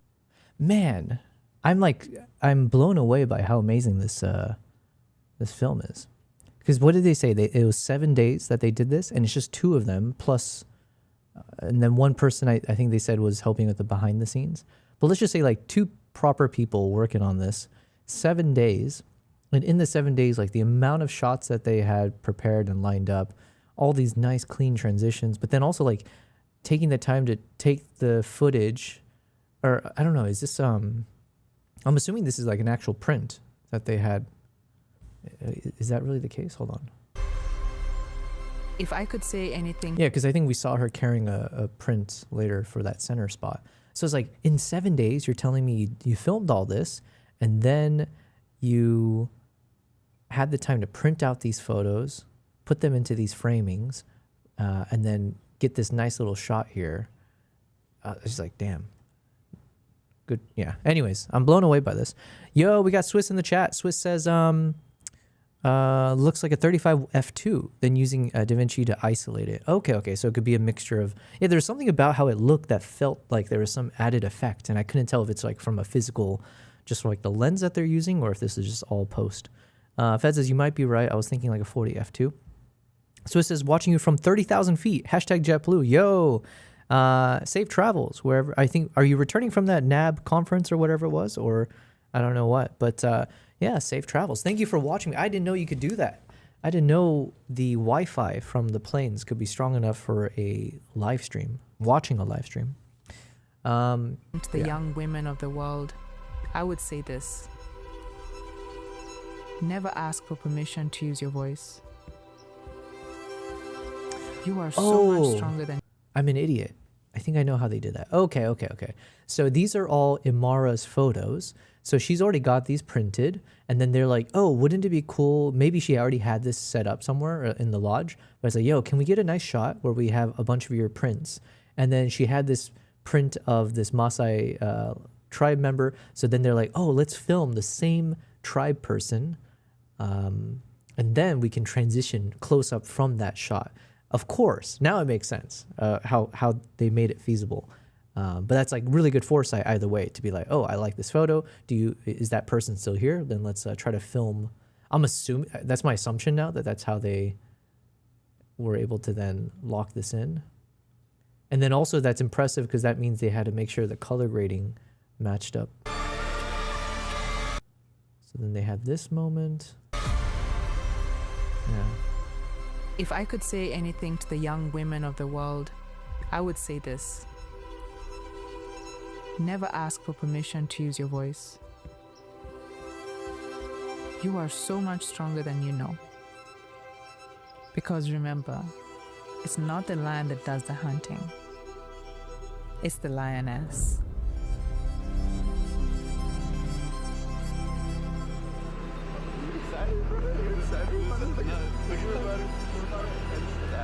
Tiny ass plane.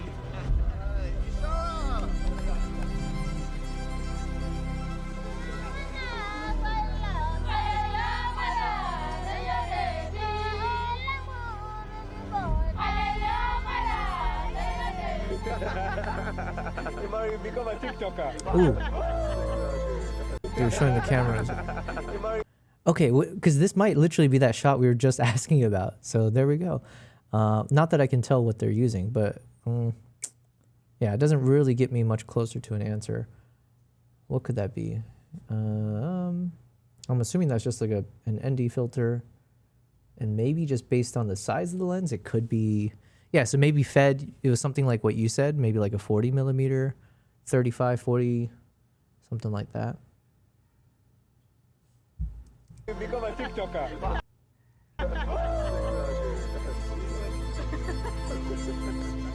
Color grading by Jake Pierrelli, including my immersion log collection. Music bed, yes. Editing by Zach and Sam Newton. Zach, oh yeah, so the Zach, no. Additional footage.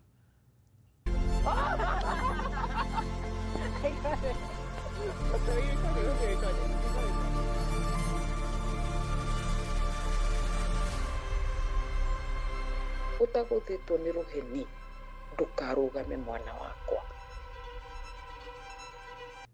Man, that's some really good stuff. So I definitely feel very, very inspired right now by that.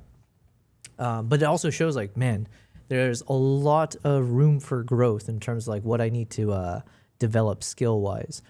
Definitely I need to build up the mentality of like what it takes to have these types of captures in mind from like a storytelling, like visionary standpoint. But I also feel like it's in the realm of possibility for me. Not saying that I could direct all of that myself, but I can at least see a world where if they had told me, hey, Yobel, we just heard about you. Would you like to join and make this, be a part of this trip? I feel like I could have made sure to get the right shots, whatever they asked of me, I think. So it's like, there's like things like that. I'm like, okay, we're taking notes. I think I'm in the right direction. Now I got to figure out how to be a part of these types of films. Yo, we got Beatty in the chat. Hello, Beatty. Long time no see. I think, first time seeing your name since I've been gone for 2 months. Hopefully you're doing well, Beatty. Hopefully you've been doing some crazy film projects while life has been moving on. I have been traveling 3 different countries, and now I'm back in Dubai. Dubai is pretty chill here. There's nothing crazy happening as far as I can tell. So, Swiss says, headed to Vegas, going to watch No Doubt at the Sphere. Oh, nice. No Doubt. Is that like that old school band? Should I know about No Doubt? I feel like I've heard of them. I must have listened to their songs back in the day. Fed says, I know a company here is getting Starlink on the planes now. Yeah, I need to order my Starlink as well. We're struggling with that. Swiss, I might need your help on that one. Fed says, oh wait, no, it should be up and working on all their planes by now. Free Wi-Fi for all their passengers. Swiss says, Canon lens is C50. I don't know anything about the Canon lens, so I couldn't tell you. They both shoot Canon. We watched the behind the scenes yesterday. Yeah, they are. Yeah, so this is sponsored by Canon, and then the Ashara Lodge. See, now we need Nikon to do something like that. But now we're talking, this dude, Sam Newton, on another level. He's got 220,000 subscribers on YouTube. So then it would be fitting that Nikon's like, oh, we have to do something like what Canon did. And so, Yobel, you want to work and do this? It's like, but I have a fraction of the following. Yeah, but you'll have a fraction of their budget. So it's all fair. But anyways, great video. Shout out to Sam Newton. How to expose like a documentary cinematographer.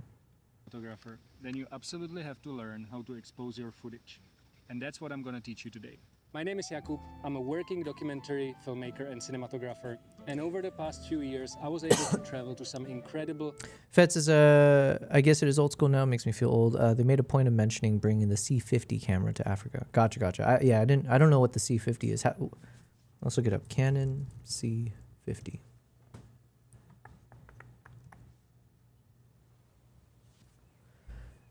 Full frame RF mount.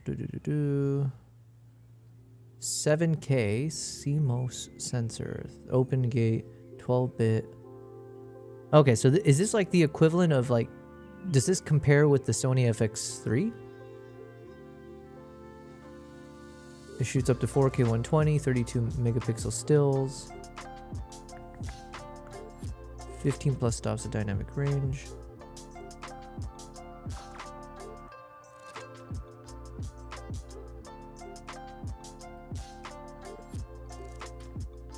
Smallest cinema EOS camera. It's got a 3-inch screen.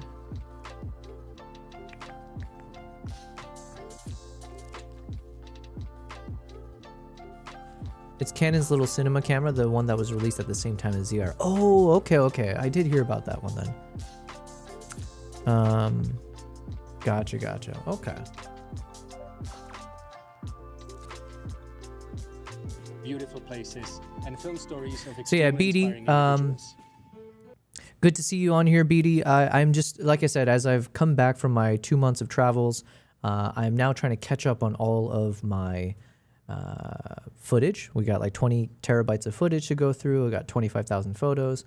So I figured I'm going to just ease my way into streaming, by watching some of these YouTube videos as I slowly edit some of the photos that I took from, in this case, from one of my trips. This was Uganda, where I took a couple clients with me, photographers with me to explore Uganda. So that's what we're doing today, just kind of chilling. Hopefully I'll be learning more and more about being a travel documentary cinematographer. I'll try to take some mental notes for now.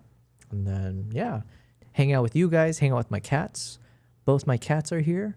Like I said, they've switched places, but now actually, I'm kind of happy they switched. I was indifferent, but actually I like this because I always felt bad for Kimbap because he was always too far away for me to pet him during the streams. So now we get to turn the tables. Now he's purring, but you guys can't hear it. Good boy. Yeah, yeah, yeah. Good boy. Oh man, I have the footage from when I returned home. Actually, can I play that? Let me see if I have it. Where would it be?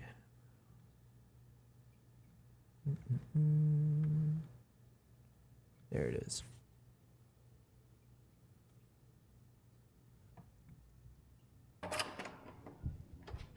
Hello. Hey, Kimbap. Good girl. So this is when I first arrived back home. So I usually when I come back from my trips, I like to like record when I open the door just to see how my cats are how they respond to me. You're always nervous that they don't give a shit about you and there's like, oh, who is this guy? But now that I had the Osmo Nano, I just put it on my hat. So now I had like a proper like point of view shot and I can pet my cats if they came by. Fed says, oh, sorry. It's basically a Canon ZR. Says Swiss. Gotcha. Swiss says, we'll be taking along a RS gimbal for our little shoot together. Yeah, Swiss, I do need to sync up with you afterwards. Enjoy your concerts and everything. And then I also need to sync up with Asilia Africa anyways. They're currently traveling to some of those events in South Africa right now, I think. But I should be syncing up with them either towards the end of this week or start of next. And then I just got to figure out like what days can I lock in the live stream. And then separately, I want to negotiate to see if I can extend the number of days there. Because I don't think 5 days is enough. And I feel like I've given them enough value in kind that hopefully they would, extend the number of days that I could test this out. And because I would love to also time that, or I want to also utilize that trip to Kenya to make a short film as well, right? So Asilia, think of it as like, actually, yeah, in some ways it's kind of funny because Sam Newton makes this video sponsored by Canon and with Ishara Lodge. Now, Canon and Sam Newton are obviously much bigger. But anyways, then it's like imagine I'm going to Kenya with Nikon ZRs and with Asilia Africa, which is, obviously a competitor with Ishara. Although I think Asilia is technically more on the luxury side of things. So then imagine it's like, oh, and then Asilia Africa does a lot of conservation or conservancies, and they do a lot of things to help like humanitarian things as well as like restoring wildlife, blah, blah, blah. So anyways, it'd be cool if I can also, while I'm in Kenya doing the live stream, could I also use some of those days to film a documentary or like film a quick short film concept of one of the conservancy efforts that they do. So yeah, anyways, I have a lot to chat with them about once I sync up with them. And then, yeah, Swiss, obviously, I'll chat with you because then it's like, oh, maybe you can, we could do a 2-camera crew, right? We can get the drone shots, get like interview whichever character we need for a nice film. And then I'll definitely want to take proper notes of for example, the lioness and like, okay, how do we tell a proper story like that? Them cats love you? Oh, yeah, let's see if my cats love me. Fetz, is going to be interesting to see the specs of the new Canon R6V. Jeez. Yeah. Hey, buddy. So Kimbap, one thing I noticed is since I've been gone and once I returned, Kimbap has become a lot more cuddly and like he's a little bit more physically intimate now. Usually he was a bit more aloof and just kind of needs his space. Look at you. So that's one big change that's happened. I think like Kimbap must have missed me or big? Yeah. You look okay. Good boy. Speaking of. Look at this good boy. Yes, Nala. Where are you going?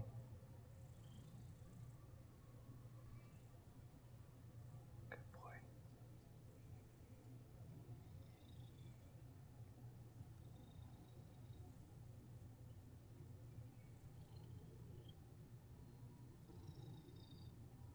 I think you can hear a little bit, but yeah, he was purring in this one.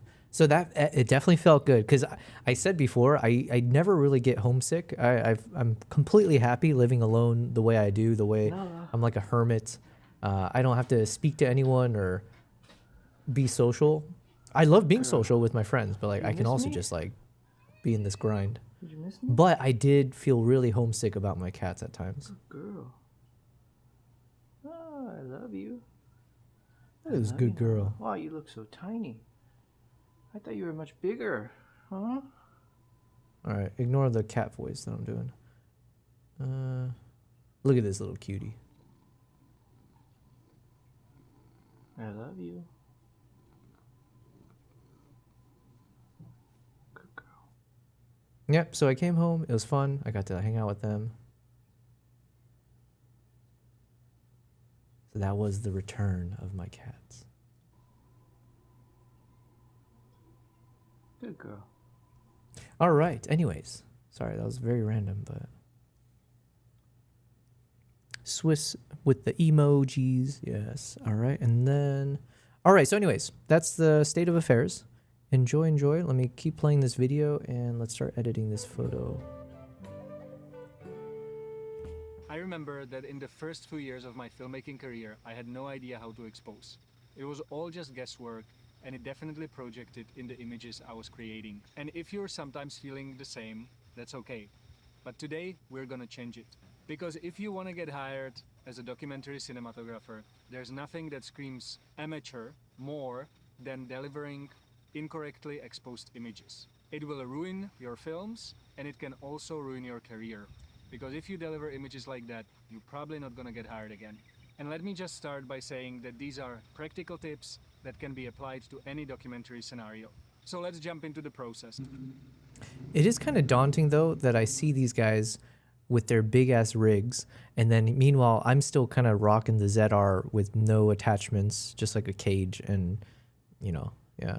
So I think I do need to get comfortable with all of these, like how they shoot these things.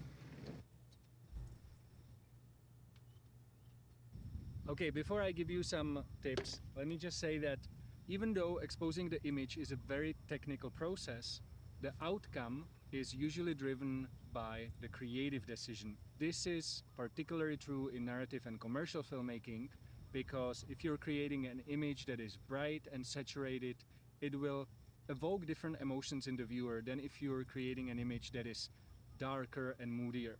Now, if you can adapt this mindset into your documentary production shoots, then I can guarantee you that your work is gonna get better and it's gonna communicate the emotion more. So when I shoot, the question that I always have on the top of my mind is, what emotion do I want to evoke in the viewer? Now let's talk the practical steps. First of all, you might be wondering, why am I sitting in the car? The reason is because I think showing you how to expose while being in an environment where there's a lot of contrast. Contrasted light. Exposure is king, says Swiss. Yeah. Can I turn him up? Absolutely. Oh yeah, I forgot I turned down stuff previously. Okay. By the way, guys, question.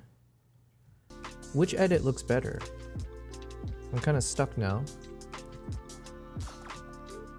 So I got this more colored version. They're both kind of like in the low exposure style, but you got shot number 1 here, where you can still see some of the greens and the blues and a bit more on the vibrant side of things, even though it's a bit darker. And then shot number 2, I go with the very muted tone. So obviously much more desaturated. Yeah, I'm not sure which one I like more. I'm kind of like, it's not that big of a change, but it is a big change because obviously we're stripping away some of the colors, and I can't make up my mind between the two. Yami says number one for me. Ooh, okay. Thank you very much for the inputs. I mean, number 1 was technically what I started with, right? And then in, common fashion for me, I second guessed myself. But I mean, I like this muted version as well, because it obviously kind of leans into the dramatic style. But I don't know. I can't figure this out.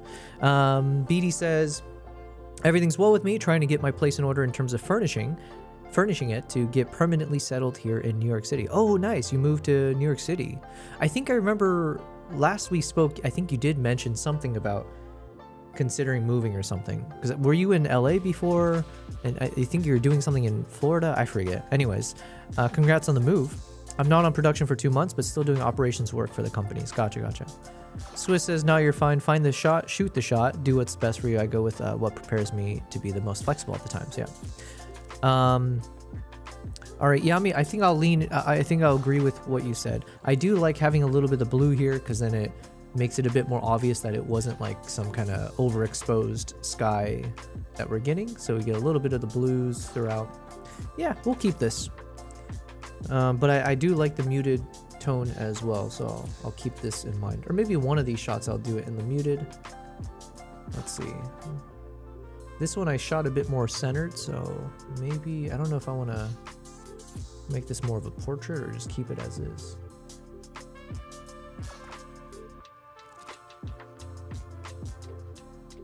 No, it doesn't fit. Just barely. That's not good enough to... Well, maybe this one, I could keep it like this. Or I can do a version where I like crop into the face.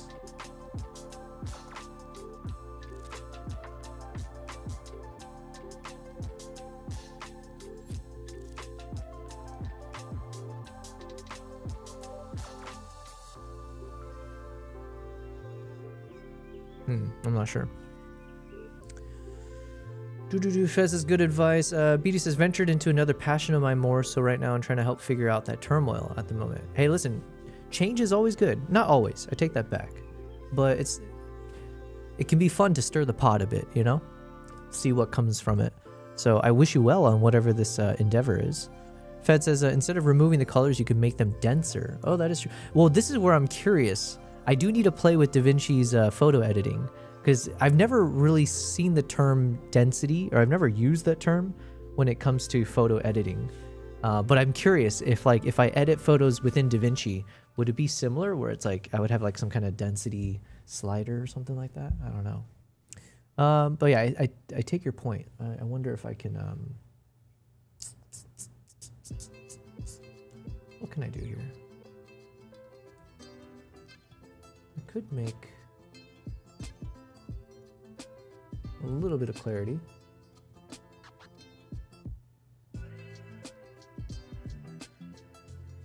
What do we want to drop down a bit?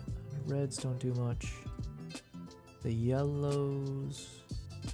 I don't want the background to look completely separated from the subject, but I guess a little bit can be fine.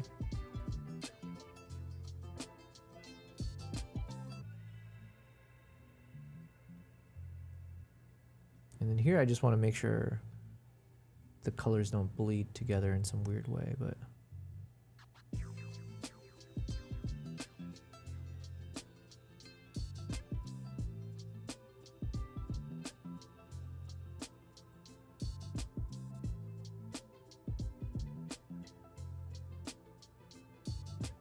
Okay. I'm happy with this, I think. And there's just the question is, what do I do with this close-up? Do I do a close-up shot? Or do we just go full-on body?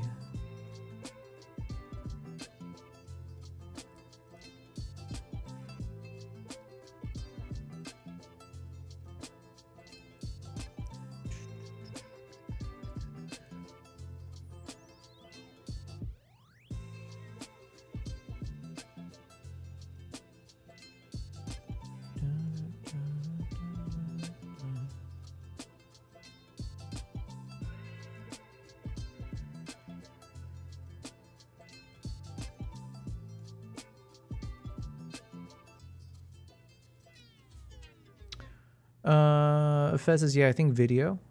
Yeah. I mean, I guess the closest I could get to reducing the density or whatever, changing the density was playing with the luminance. So I'm imagining that must be like similar terminology. I'm not sure.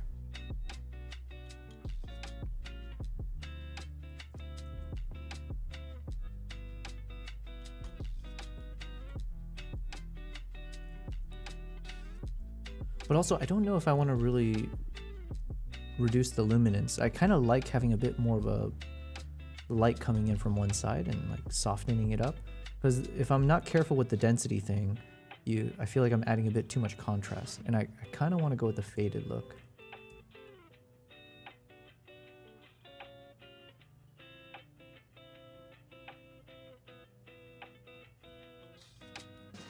Okay, let me reduce this guy. Let's watch this. Will help you understand everything better. So the first tool that I use for monitoring is just a monitoring LUT.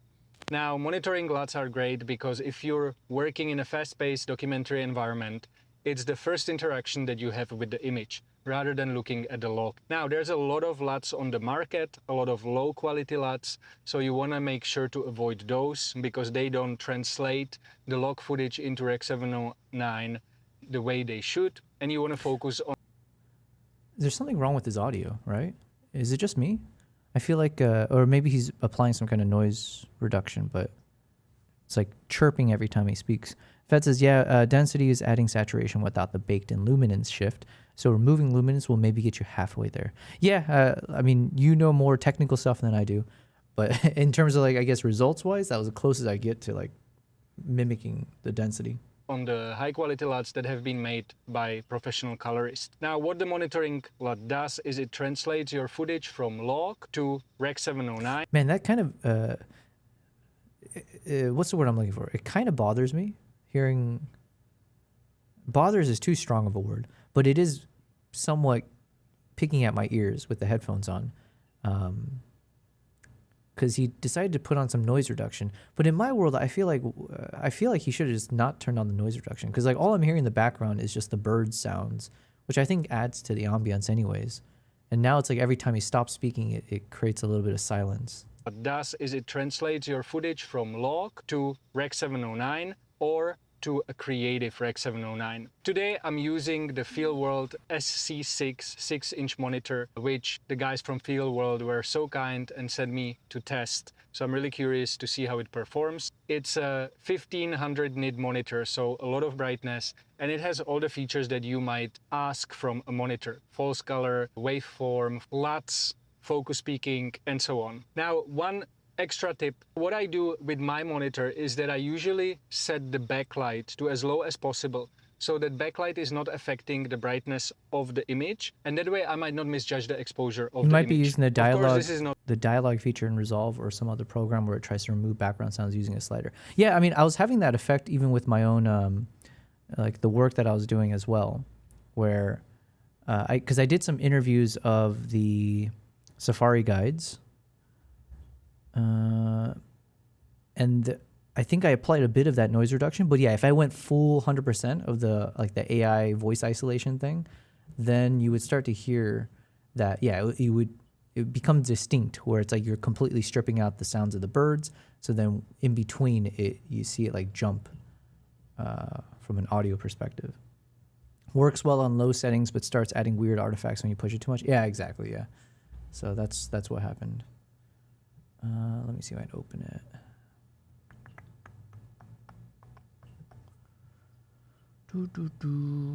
Let's see. Oh, I need to re-export some of these interviews because I think one of the color grading things that I did, it made it a little bit splotchy, and it could have been the density slider or maybe within Dehancer, whatever creative decisions I made. It did cause a little bit of that artifacting that I need to correct for. Let's see, where are the interviews? Interviews, here they are.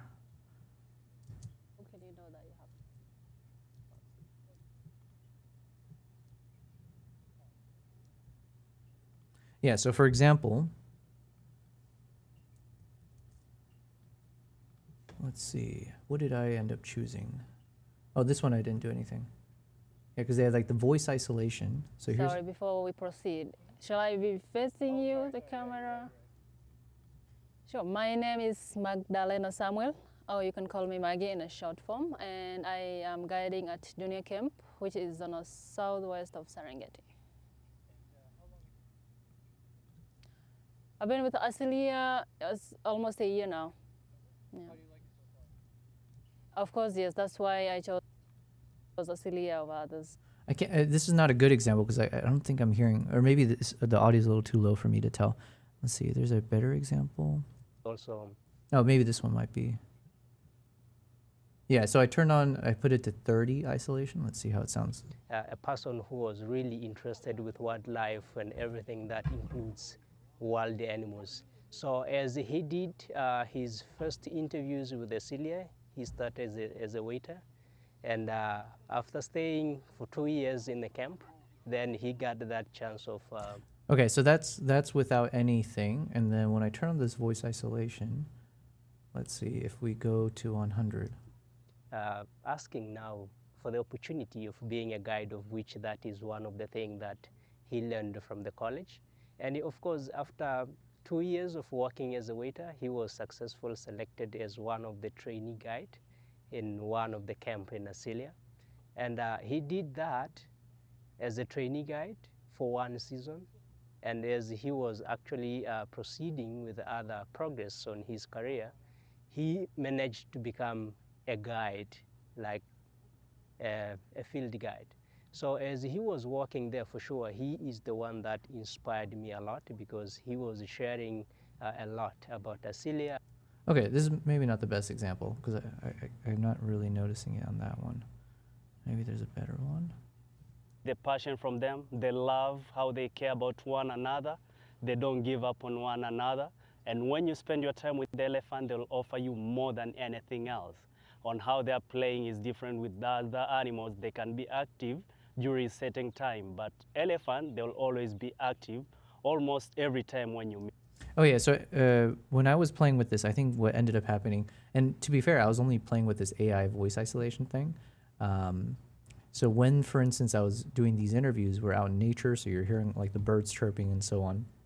But then if I turned on the isolation to 100%, then whenever he was speaking, it would be perfectly isolated. You only hear his voice. But then anytime he stopped speaking, in those gap moments, that's when all of a sudden you'd hear a lot of birds chirping. So then it would just get weird where it's like anytime he pauses, you get the ambient sound kicking back in. So it just didn't feel correct. But I feel like that's the effect I'm hearing from this guy's audio right now. Sometimes I've just used the music isolator tool and just turned up the vocal track and then turn down main volume at times. That works better. Yeah, man, my weakest point across like video editing, I would say, is definitely sound mixing. I struggle even when I'm on the Fairlight page to like make sense of like what's the best way to like make all the right adjustments. Yeah, any of these little effects that you see here. This one's, yeah, so sound design is definitely not my strongest forte. What is always pangolin. It's one of the rare animal to see. Oh wait, hold on. This might be a good example. And yeah, so yeah, it's my favorite animal, the pangolin. What is the best wildlife sighting? Yeah, this one, yeah, you can maybe hear it. You have ever had? Yeah, so best sighting I've ever saw is a leopard. Anyways, these are just like some random interviews I was doing of each of them. Nothing crazy. It was just like keeping it consistent, just in case they wanted it for like more of a corporate commercial kind of. You never know. The more fun stuff was when I was like interviewing them on the game drives. That was really fun for me to practice, like, because one, obviously I'm testing out the microphones as we're going on these drives, and then they show a bit more personality because they're just out and about. It feels less, it's less formal. You just catch them in more like their, yeah. Anyways, what am I saying? The birds are so high frequency, yeah. If it's just birds, you can turn them down using just EQ without affecting the voice at all. Interesting. I never thought of that. The more you learn. Not possible always, and so when, for example, the environment is too bright. But the thing that's weird about his voice right now, it's doing the opposite.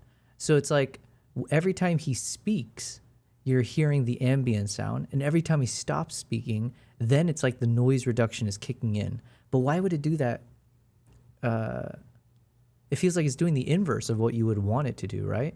You would want it when you're speaking that the noise reduction is stripping away any of the ambient sound. And then when you're not speaking, maybe it just assumes there's nothing to do. There's no work to do because there's no voice. But right now, it's like every time he speaks, I'm catching ambient. And when he stops speaking, then it gets dead silent. Or too dark. And I'm not sure if the monitoring LUT is, giving me the right exposure. I'll turn into the second tool, which I use, and that is waveform. So waveform, what is a waveform? It's basically a visual representation of your image. So if you imagine a waveform and you look at it, it perfectly represents the exposures of your image. So in our case, you can see that on our waveform, we have these two darker parts that have lower exposure, and those are basically the seats of the Jeep because they're dark. Then we can also see some brighter parts, especially if I open up, and those brighter parts are actually the windows of the side windows of the Jeep because they're brighter. So yeah, once you understand waveform, it's really easy to use it. I usually like to set it on a button on my monitor, so in this case I have it on button number 1, and that way I can turn it on and off. Now, one simple rule I like to use when looking at the waveform is that I always protect the highlights. The way I know that I'm protecting the highlights is that the waveform is basically not clipping, and I like to use waveform both on my LUT footage, so monitoring the Rec 709 image, but sometimes when I'm not really sure if the waveform is measuring the monitoring LUT properly, I'll turn off the LUT and I'll look at the log image and how the waveforms measures the log image. Usually when I'm measuring log, I know that I don't want to get my highlights over the 70 or 80 IRE levels, and that way I know that I'm protecting my highlights well. So yeah, waveform, great tool to use, and I usually use it when I'm worried about the highlights, not worried about the shadows, but worried about the highlights. By the way, guys, if you would want to sharpen your documentary cinematography and filmmaking skills, and you would want to learn how to use your the birds are some kind of automatic noise reduction effect maybe. Sounds odd for sure. Reminds me of noise gate for guitar if you said it wrong. Okay. I like what he's sharing though in terms of the knowledge. I have been using the waveform. I need to learn to keep trusting my camera a bit more when it comes to where the highlights and the lowlights are. Your craft to create films that have a real positive impact. Then I highly recommend you to checking my Patreon, Frames of Change, where every month I share deep dive breakdowns of my productions. I host monthly live call, and it's really a place for filmmakers who are looking to improve their skills and use those skills to tell stories that matter. So I'll see you there.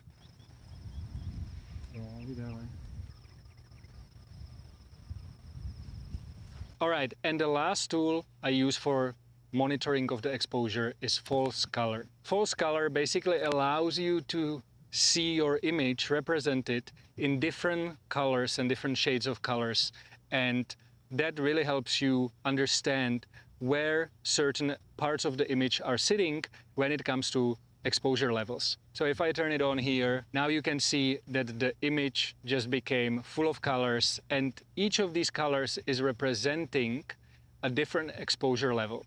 So the orange basically represents overexposed parts of the image.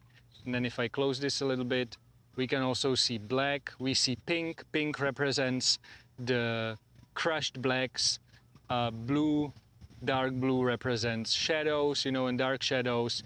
And then we also have kind of a salmon color, which is where the skin tones should be. This is around 60 IRE. And yeah, basically this really helps you understand the image. And if you're, for example, not So it says, make sure you have the newest update that shows you the hard red line on the waveform. I do have that actually. Yeah, I think I updated everything. Oh yeah, Swiss, were you here when I was complaining about the one thing I want them to fix for sure is the fact that if you're in when you're shooting with the view assist on, you don't get focus peaking.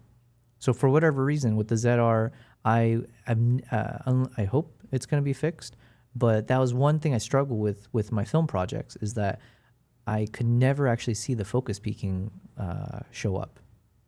So then you just had to pray that you get the nice focus pull properly done. Or with the wildlife was moving, it was like almost impossible, right? It's like, well, I just got to rely on the autofocus. But yeah, I don't know why. But the moment you turn off view assist, then the focus peaking red color pops in. So I tried everything. I couldn't figure it out, but I do need to complain to them about that. Get that thing fixed.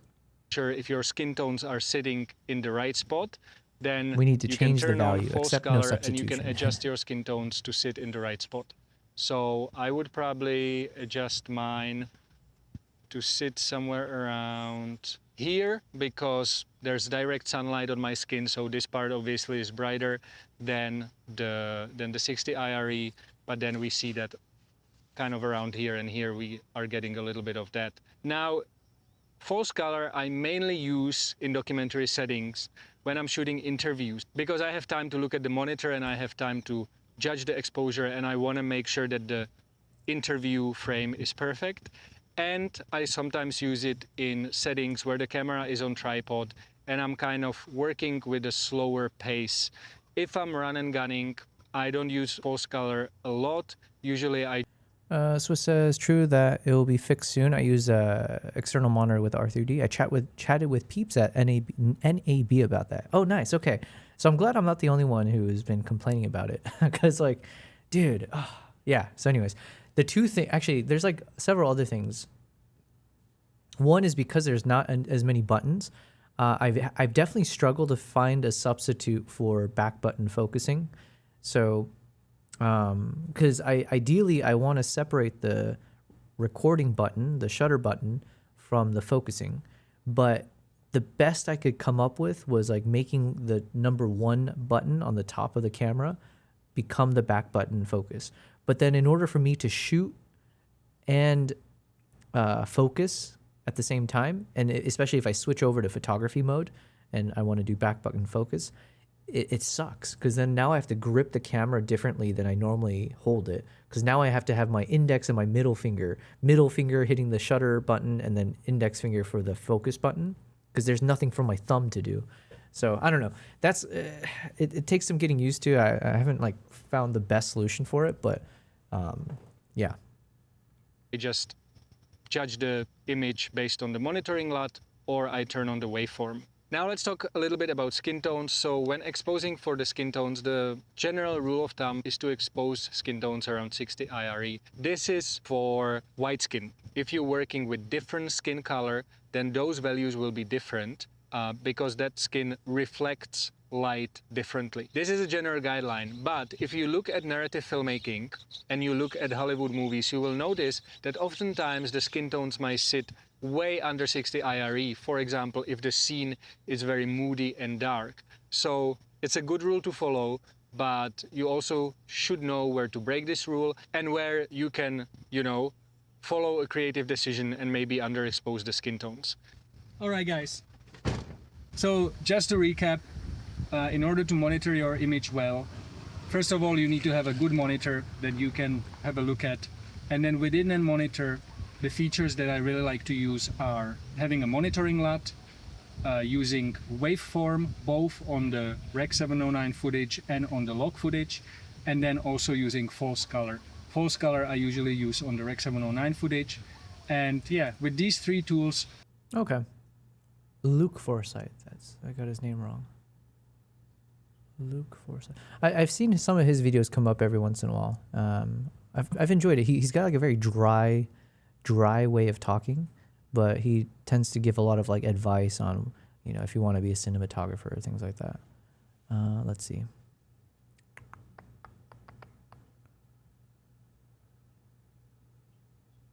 The film gear I saw at NAB I'd actually shoot with. Ooh, okay, so Swiss, this one's for you. But After I guess years of avoiding it, I finally went to NAB. Fed says, yeah, for now I just use the waveform with the red line. Really looking forward to the next firmware. The record button is very odd for someone used to photography. Yeah, I just don't have a good solution for it. It's so annoying for me. I want to change my record button placement. Yeah, like I think there were some, if they are too restrictive with some of the other buttons in terms of what it could do. Because like I was like, yo, just let me swap out which button is the record button. Like you said, I prefer having the shutter button. I don't mind having the shutter button be the back button focus, or like be the focus button, and then just let the record button be another button that I hit. Because I don't care if it's a weird placement, because when I'm recording something, I only need to hit it once or twice, right? Like to start and stop. And then I don't have to worry about it until the end. So I prefer the big shutter button be the one that I can use for constantly refocusing if I need to, and then let me use one of these other random buttons to record. But it was a bit restrictive when I was playing around with it. And then vice versa.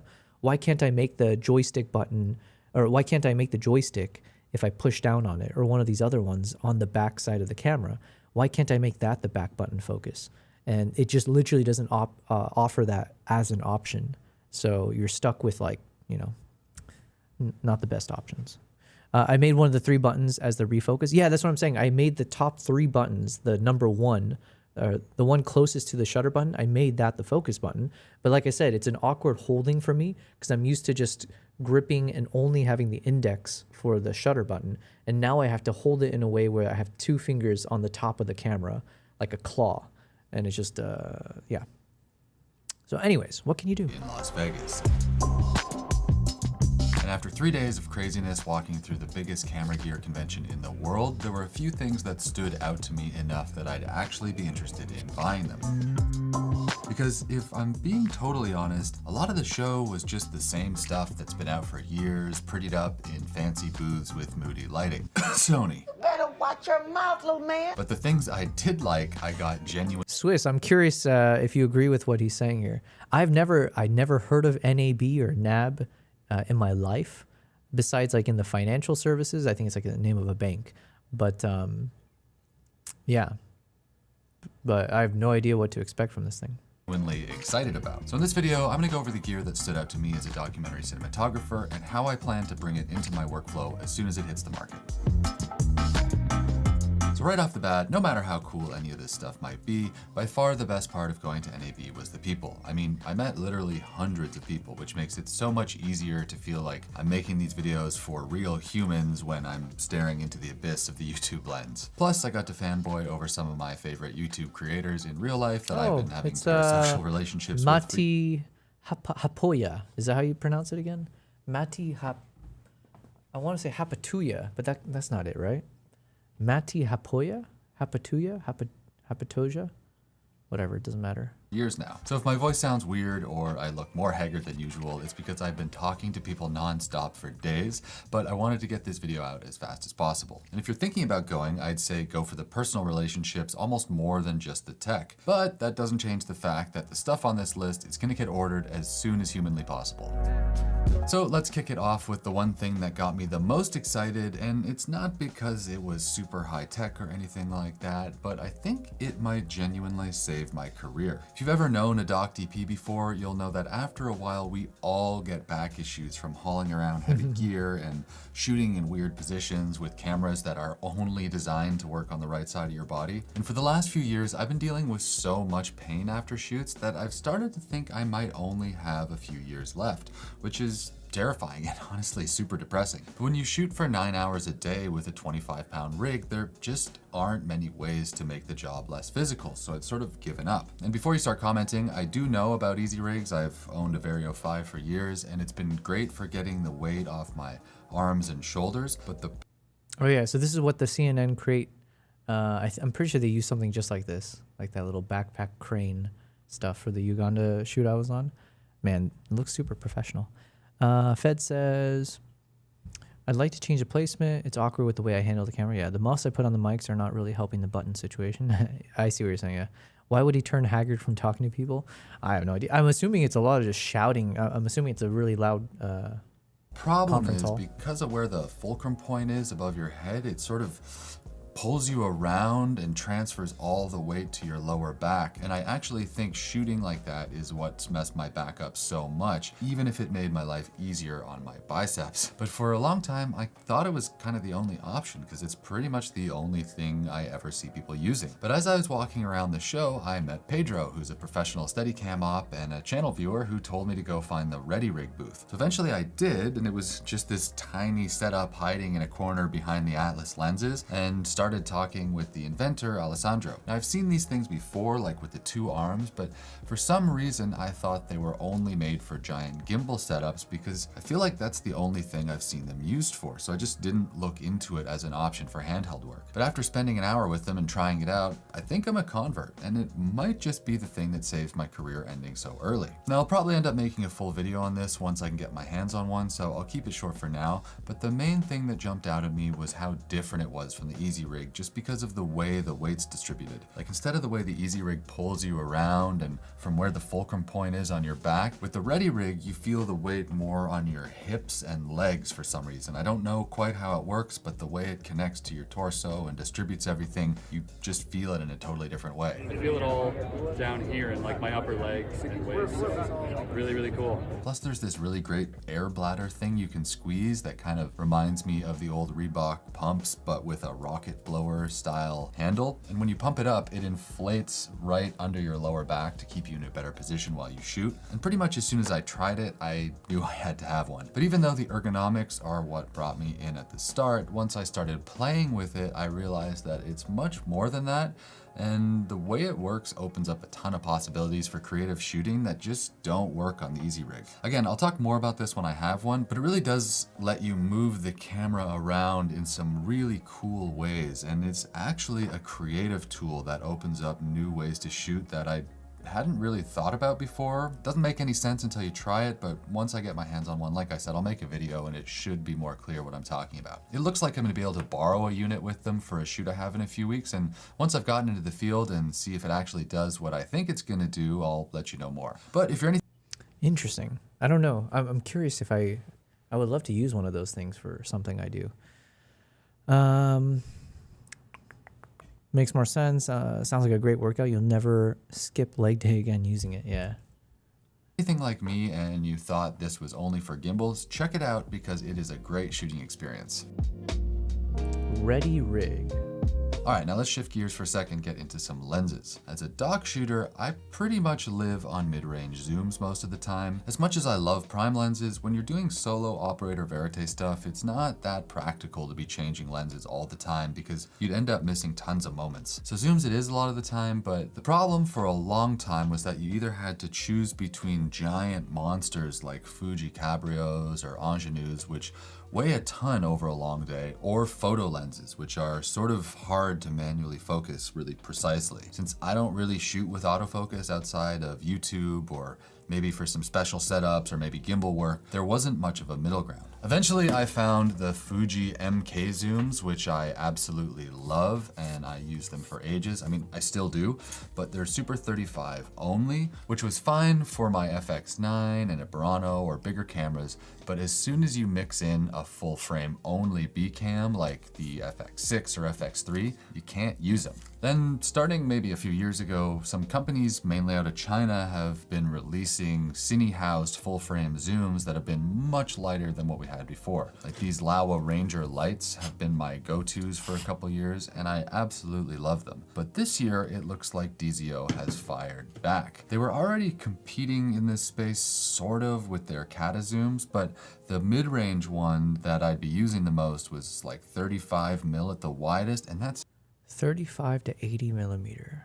Fed says, this is what I was talking about when I was just running around filming handheld too. A nice zoom is very useful. Yeah. 35 to 80. Okay. just not workable for dock shooting. And since the Rangers pulled out to 28, they were, hands down more useful. But this year, I saw the first production model of DZO's new Arl zooms, and I'm incredibly curious. For starters, they're 25 to 75, I think, which is another 3 mil wider still than the Laowas. And that might not sound like all that much, but when you're packed into a small space shooting verite, the difference between 25 and 28 can be pretty meaningful. Plus, the Arl's primes that I've tested before look amazing, so if it's get similar optics with that versatile of a range, I think I'm sold. I only got to play with them for a few minutes, but what I saw looked fantastic, and I'm gonna try and get my hands on a set as soon as possible and see how they stack up. And it's also just great to have more competition in this space in general, because that's how you keep getting innovations that give us as operators better tools over time. As soon as I've actually shot with them, I'll be sharing my thoughts, so keep your eye out for that video eventually. Next up is the one thing I absolutely didn't have on my bingo card this year, and that's the new GoPro with the micro 4/3 lens mount. I mean, I totally thought GoPro was dead, but then this thing came out of nowhere, and I'm personally here for it. Maybe you've already seen clips of this thing floating around the internet, because pretty much every YouTuber I met was really excited about it like I was, so I won't talk too much about it here, but the ability to use small, real... That's crazy. You know what? I think I did see something about this while I was traveling. I just assumed it was almost like a April Fool's joke or something, that GoPro was mounting lenses on. Fed says 3mm more, but looks big, no? I mean, that lens looked massive for sure, but I mean, I wasn't fully paying attention. Lenses on an action cam is very interesting. I've worked on the survival show alone for a few different seasons, and we use dozens of GoPros out there. And as useful as they are, I can't help but be sad at how much the footage looks like it came from a GoPro. But when I tried this one out, especially with a real lens, especially shooting in log, it actually kind of looked like footage from a real camera. In the nicest possible way, it doesn't look like a GoPro at all. One of the reps even had it hooked up to this giant broadcast lens with a servo zoom, which I think was a joke at the start, but it actually sort of handled like a proper camera, especially once you got the iPhone hooked up to it as a monitor, even if it looked hilarious. It's definitely not going to be for everyone, because when you use an external lens, I think you lose autofocus, so if you just need something to put on your chest for mountain biking or whatever, it's probably not that useful at all. But for me, like mounting it to cars or leaving it out for long time lapses or I don't know, whatever, I don't need autofocus all the time, maybe not even most of the time, so it's not a big deal. Especially if you have another traditional GoPro as well, then you're kind of covered for both worlds. I'm gonna try and get my hands on one as soon as I possibly. Thing is, I just don't like GoPros. I mean, I've fully invested in the DJI world, right? So I got my DJI Osmo 360, the Osmo Nano, the Action 6, and I quite like all of them so far. I don't know why, but I've never had the best experience with the GoPros. I feel like whether it's like the battery life or sometimes it would just turn on or turn off when I didn't want it to. So I think there's no focus assistant either on it. So manual focus with no aids, yeah.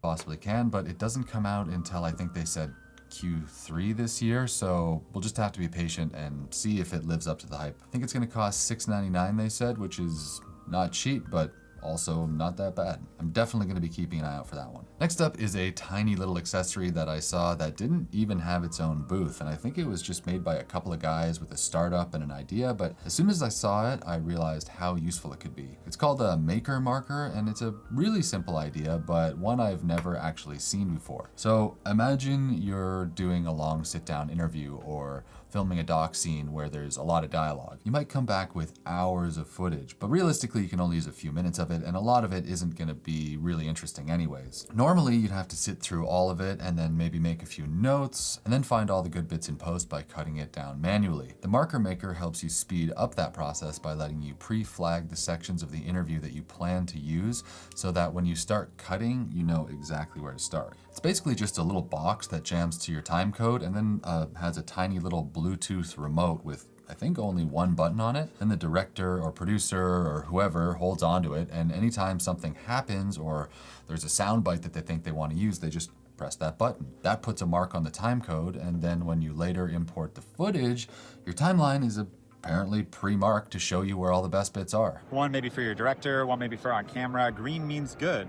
You make a mark on the device and makes a mark on your footage. By the time you get back to the edit, the editor now knows, oh, client liked this, and look, director also liked this. That's what's going in the edit. I don't know exactly how this workflow works, but that's the gist. Now, it's a niche item for sure, but for the kind of work I do where we might have, I don't know, hundreds of hours to cut down into an hour or something, so a really easy solution to save yourself from having to watch down a bunch of stuff you'll never use. I don't even know if these are available at the moment, but I'm gonna reach out to the guys and see if they can get me one to test. So I'll report back on how it works in practice, but Personally, I love stuff like this, like an easy fix to a common problem made by a very small team. Amazing.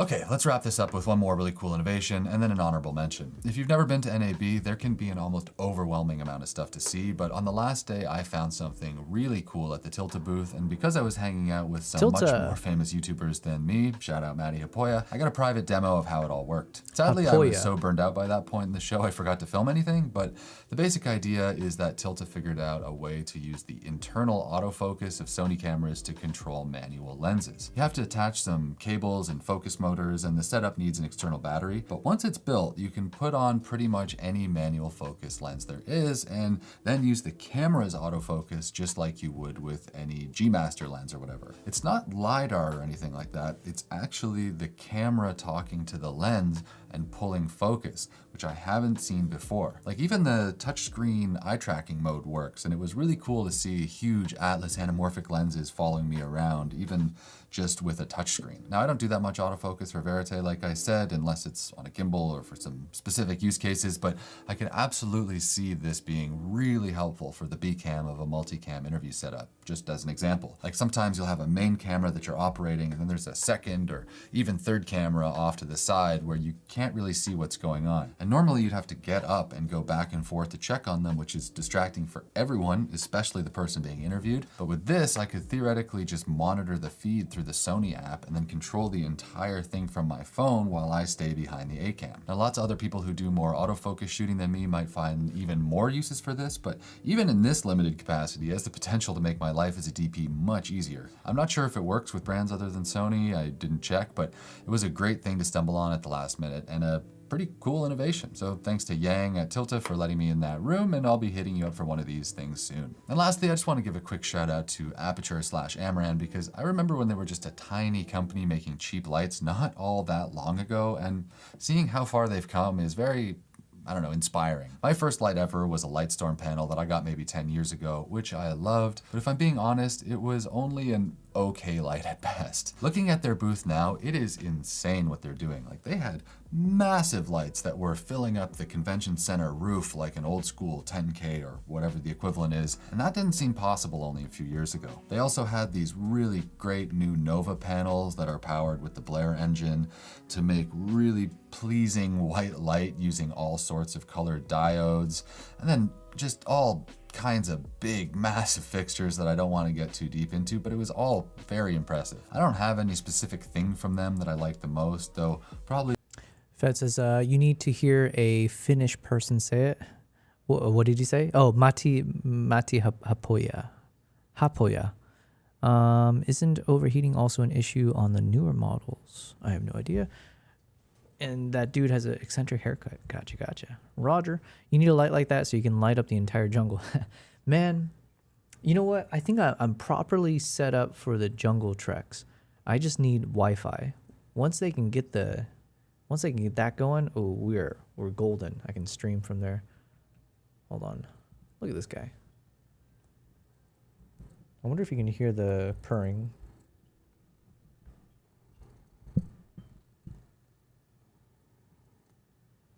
He's making biscuits.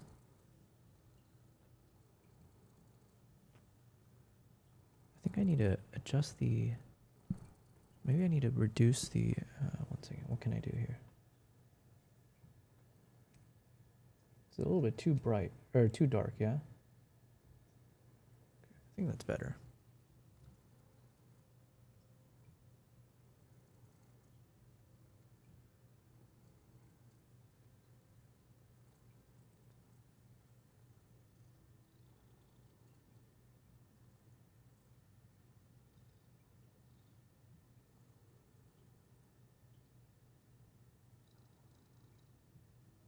What a good boy.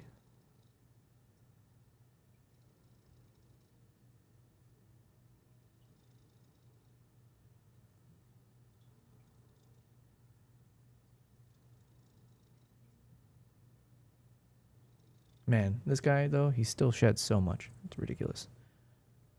Good boy. Look at you. Look at you. Yeah. Yeah. All right, anyways. Sounds like I need to go to this NAB film, what do you call it? Event. NAB show, next gen workflows. It's a premier event for media and entertainment. Okay. Just got to fly my ass back to the States, and then there you go. Make some connections. The Nova 2x1 is the one thing I'd most likely want to own, but I just wanted to acknowledge how cool it is when a small company grows to the point where they can compete with the big established brands. And in the Amaran side as well, they're doing some really great work, including catering to the prosumer market in some great ways. And there were some really interesting new products coming out this year that I'll just say I can't really talk about, but got my attention for sure. All right, I'm gonna cut it there because I am wiped after Vegas, which is probably my least favorite place in America at the best of times, but I have to say I am very glad I went. To all the subscribers and creators I met, it was great to see that there are real people on the other side of YouTube. And to all the brand reps I connected with, you're gonna be hearing from me real soon because I want hands-on some of this gear ASAP. See ya. All right, we learned some things. Meanwhile, I was struggling a bit here with the editing choice. So I decided for this shot, I went with the softer approach. So I don't know, just kind of like different style. What's my thought process behind this? So at the very least, the things that stand out is obviously it's a very, very interesting pose, unexpected pose. But you've got like the curvature of the beak and the curvature of the eye, such that it looks like it's kind of smiling, right? It looks very happy.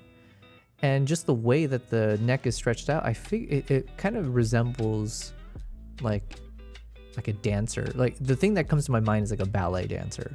So I was imagining it's like doing something elegant. So with that in mind, and also because of the mood of it being like smiling, I figure it might be better to go with the creative choice that's slightly on the brighter side of things, or less like, yeah, like not so dramatic and like so sharp and everything. Although I do like this though. I do like being able to see the sharpness of the shoe bill. But I thought maybe going with like soft light, so make it feel like it glows a bit, make it feel like it's more ethereal, could make sense. And then from a practical standpoint, the grass that you see in the foreground here, I do think it should be masked a bit because it doesn't really add much. It's just a little bit noisy. So I need to find a clean way to kind of hide it. So I did add some fade, although it might be a bit too much fade in the corner there. But yeah, if we just fade it out a little bit, I think it could help. And then also this, I was thinking I can contrast a little bit of having the top right is a bit more on the bright, soft mistiness, and then the bottom left is more of the dark fadiness. So anyways, that's the thought choice behind this. And then the question was, is it better just maintain the sharpness? Because there's something nice about the crispness of the shot. But because also we're dealing with a lot of distractions and we got the blades, like these broken blades of grass that are blocking some of the, obstructing a little bit. I feel like going softer could just help to mask it away a bit. And if everything is soft, then it kind of, I don't know. I don't know how to voice it. But right now I am leaning towards this choice. Fed says, I'm not sure the purring is lower than the fan I have on. Yeah, I need to set up my shotgun mic again to bring it over. You need a light like that? Oh yeah, sorry about that. Okay, so we're done with that photo. Any other videos? Oh yeah, there's this video about that diopter. The key is to know when to use them. A great cinematographer has a big bag of tricks at their disposal. The key is to know when to use them. One of the most attention-grabbing techniques in a DP's arsenal is the split diopter shot, which can add an entirely new layer to a frame. That makes you a very important toy. This is what is a split diopter. Before we start splitting hairs and glass, subscribe to Studio Binder and click the bell to stay up to date on all our videos. Now, please give us your divided attention. Wait, oh, they did this with the diopter thing? Man, I love that movie, Everything Everywhere. Now, Please give us your divided attention. What's happening? In cinematography, diopter is technically a misnomer for a close-up adapter, but the term is used widely across the industry. It refers to a magnifying glass, which makes objects appear larger in front of a lens and decreases its minimal focus distance. A split diopter, then, refers to when this close-up adapter only covers a portion of a lens, allowing it to have two separate planes of focus. Typically, this means part of the lens is nearsighted, and part is farsighted. The split diopter was popularized by groundbreaking cinematographer Greg Tolan. Tolan was known for his use of deep focus in his compositions, where a wide depth of field makes nearly everything in frame sharp. I'm drunk.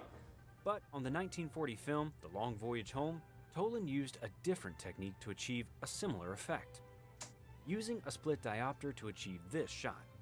The foreground to the right is in focus, and so is the background to the left. This effect would be harder to achieve with deep focus. I would think you, but it's on the Kick side and it's some spammy stuff. Man, Kick has not changed. Never disappoint. I'm still testing out streaming on Kick, but I find it's just been mostly the spammers that come through there. But we'll keep on.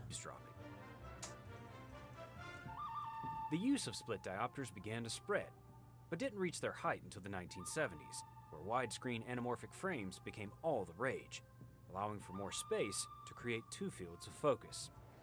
See ya. We'll look at why filmmakers continue to use the effect, and some of the variations it takes today. But first, let's look at how to use a split diopter. Before a camera operator sets up the split diopter, they'll typically want to see how a scene is blocked. This will give them a sense of how strong the diopter will need to be. But only one of you poisoned the coffee. Diopter strengths are, like most lenses, measured in meters. For example, if the focus of a lens is set at infinite with a +2 diopter, the objects half a meter from the diopter will be in focus. With a +1 diopter, objects 1 meter away will be in focus, while a 1/2 diopter will allow objects 2 meters away to be in focus. If the subjects are at two very different distances from the lens, the operator will need a stronger or more convex diopter, like a +2. Okay, so this is what you were talking about before, Fed. So then here you're able to get foreground focus and the background as well. If the two focus planes are closer, the diopter can be more subtle, like a +1/2. The non-diopter part of the camera lens will need to have the farther subject in focus, so often a camera operator will get focus on that subject, and then find a diopter which will get the closer subject most in focus. A split diopter is attached to a camera's lens, just like any other filter, either being screwed directly onto the lens or placed in a matte box.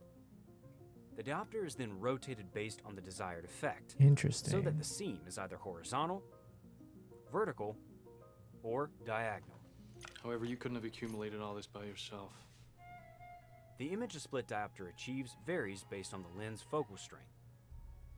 A longer lens will usually create a wider, more diffuse seam where the diopter ends. A wide-angle lens will show the seam more sharply. You can also Man, I hide the didn't seam realize they use these split diopters in so many Hollywood films. Fed says, can you turn it up again on the video? Oh, my bad. Oh, yeah, I guess I must have dropped all the volumes. Wait, this is so fascinating. I mean, I kind of wish I had one of these. I could totally see some use for it. Because like I said, I always end up in a situation where it's like, oh, I guess I just have to focus pull. But it would be nice at times if I didn't have to do that. I can just get both, you know. Imagine someone in the Jeep Safari and getting the elephant or whatever animal sharp. Mise-en-scène, like running it along a straight line present within the frame. Yeah, because then you can use the bar, the vertical bar of the Jeep to be that split moment. Letting it get lost in an atmospheric background. Sometimes the split diopter can create distracting flares because of its exposed edge of glass. This can usually be avoided by using a matte box, or by covering the cut edge with black paint. Often, a camera operator will want to have a deeper stop when using a diopter, typically above an f4. This is because the diopter portion of the image will have a very shallow depth of field, and a higher stop will make it a little deeper, so that focus issues can be more easily avoided. Achieving a split diopter Okay, if I understand correctly then, so it's saying you put the diopter on the thing closest to you. So in this case, if this is in the foreground, you would twist the diopter such that the diopter lens, or the glass, is over on the right side, but then you focus the camera to the subject in the background. So in the exposed part of the lens, you're just so you set the aperture and you set it to focusing on him, and then the diopter will then end up focusing on whatever's in the foreground or something. Swiss says, when you know, you'll notice all the time. Swiss says, however, you really need to have a locked off shot to sell the shot. What do you mean by locked off shot? Or as in like you can't have motion in it? Or yeah, so you have to be fixed or something? Otherwise it will show the edge. Yeah, you don't use this handheld on a Jeep. Gotcha. Well, but sometimes I only just need a few seconds. You know, I just need a few clean seconds. And let's say if I do have those moments where you have the vertical bar on the Jeep and I just, you know, I can afford a little bit of motion, I guess. But like if I just make sure to maintain the bar as the split point, I don't know. Never heard of this thing until yesterday. So what do I know? Tripod? Time-consuming and demanding. So why do filmmakers use it? I'm never talking to you again! Wait, how'd they use it there? So, how did they use it here? Because he's crossing over from the left to the right, right? His hand went all the way over to where this is, but I didn't notice anything weird. Like, I'm trying to figure out where's that line? Where's the split? I don't know. At their core, split diopters enable dynamic compositions along the z-axis of a frame. Rather than point an audience's attention to one subject, a split diopter creates multiple planes of action. Of course, a shot with deep focus can also capture various subjects. You're broke, but can't afford any pixels moving. Yeah, you can't afford a little bit of motion. Man, I've been spending way too much money, by the way. Oh yeah, Swiss, by the way, because who was it? I think Cyronius was in the chat yesterday, and he gave me the same suggestion you did, but I was an idiot, and I didn't realize what you meant when you said this in the past. Because I don't know if you were on the stream when I was chatting about this, but basically, this is the small rig. This is the one that snapped, right? So basically, it snapped on this axis here. And this is when I had this on like an L shape or something. So in the first test, we had it fully vertical. I had it fully like this, and the camera was hanging down here from the top cage. And then during the ride, I kind of like did one of these like V shapes or whatever, acute angles. And then from there, because of what I was doing, it like all that shake made it snap. And I misread what you said, and it made sense after Cyronius also said the same thing. Because you had told me I should have at least 2 points of,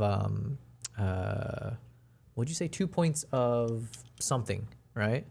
And I took that to mean you wanted, it should be like two, at least joint-wise. You're looking for something that has multiple points of contact. Which doesn't make any sense now that I think about it out loud. So it sounds like what you meant to say is I should have bought 2 of these, let's say, and then I would need 2 of the clamps, and then I would have to attach 2 of these rigs to the camera cage such that there's 2 points of contact onto the camera based on these 2 arms, which now makes 100% clear, obvious sense when I say that. But I think when I glanced at when you had mentioned something, I just thought you meant like, oh, you need one of these articulating arms with at least a single joint here, which has like it's got 2 parts to it, right? So you can, yeah. Which I remember as you said that, not that I remember anything from school, not that I remember anything from physics or anything like that, but I did remember thinking like, really? You're saying having multiple joints it'll help make it more sturdy or like more stable? And I was like, I couldn't wrap my head around the logic behind that. And so, yeah, we were chatting about it yesterday on the stream, and I showed some video footage. So it looks super bouncy. It was unusable when I was using this plus the heavy clamp, just because, yeah. So anyways, that was not working. And then when I just used the little screw that comes with the heavy clamp and I attached the camera directly onto it, so there's no joints or motion, then the footage was actually pretty stable. Like it was actually usable. But the problem is obviously I couldn't like move the camera angles, you know, in any sense. So, but now that I understand what you were saying, I guess I get it. Now it's too late, but I get what you're saying. I should have had at least 2 of these arms and then connected it and then attached, you know, just, but someone else in the chat yesterday, I apologize, I forget the name of the person.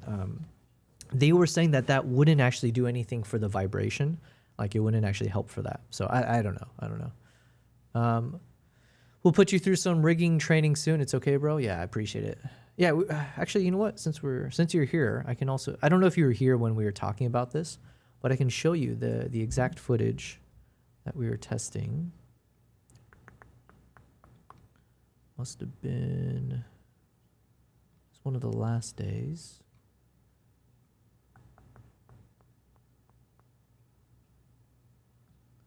Where are you? Oh, yeah, yeah. I think I put the bookmark.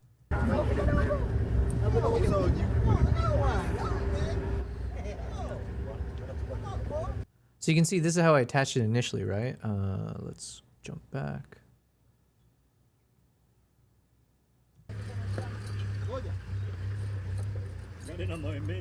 Swiss says I have some solutions in mind already. Okay, all right, all right.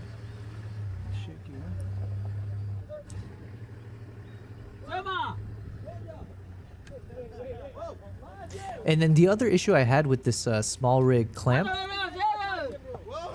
so the clamp itself was perfectly fine. Like it was definitely locked into the roll bar or whatever you call this thing. But the issue is where the small rig articulating arm connects to the clamp where I screwed it on. And it's just like one of those twisties, right? So like basically I would just, let me cover my eyes. I would just twist, come on, lock in, buddy. There you go. I would just twist this until it's tight on the flat metal part of the heavy clamp. But then the problem was there's nothing else to keep it in place. So as the car started moving, you could see that the arm started twisting. So it was like loosening up from the point of contact with the heavy clamp, which meant the camera was also then just twisting slightly in terms of the perspective. And there's nothing I could do. It's not like I could just squeeze this any further because it was just on a flat thing that there's, yeah. So anyways, that was one issue. And you can see it in the footage here as I was. So it says that's janky, gotta make it one with the vehicle, yeah. But the other problem is these Jeeps didn't have like it didn't have a clean placement. Now, to be fair, this is different Jeeps than the ones that'll be in Kenya, most likely. So, you know, I'll need to see if I can get some photos of the Jeeps there. Can someone hold this for now? You're good. You can go, yeah, it's fine. I'm just gonna do this while we drive. And then shout out to Sabaya in the back there, because I was also just having brain farts. I didn't know how I could loop this cable through onto the camera to keep it protected, but he had some common sense, which I didn't have. So I was just like wrapping it around the camera. I was like, that's not gonna work. But then he gave a suggestion. Oh, good, good, good. Good catch. Oh. See, because then again, if you're gonna see evidence of my dumbass and how slow my brain can be. So he suggested, oh yeah, you should just put this loop through there. And I was like, yeah, but the problem is there's a knot on the end of this and it won't fit through the opening. He's like, no, that's fine. You have the opening here. So now you can put the other end through the hole. I was like, oh, of course. Man, it always feels refreshing when I have these moments where I remember how dumb I am. No, this thing's too big. Yeah. Put this one, make it go through here, like that. Yeah. Then you handle it from there. So like remove this cable. Yeah. So you can see that I still had no idea what he's talking about, and he knew right away what to do. Ugh. The problem is this thing's too thick. No, it's gonna go through here. Oh, yeah. I see. Then I finally get it. Smart. Wow, handyman. Handyman. This is why I need a team. Okay, I need crew. I need people smarter than me, and that's an easy bar to cross. But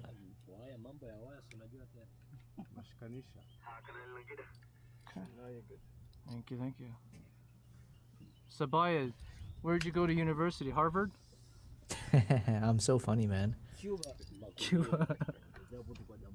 And then I struggled. Anyway, so I was struggling here, you can see, but eventually we did get it locked in. But oh yeah, the point I was trying to make is when you see right there.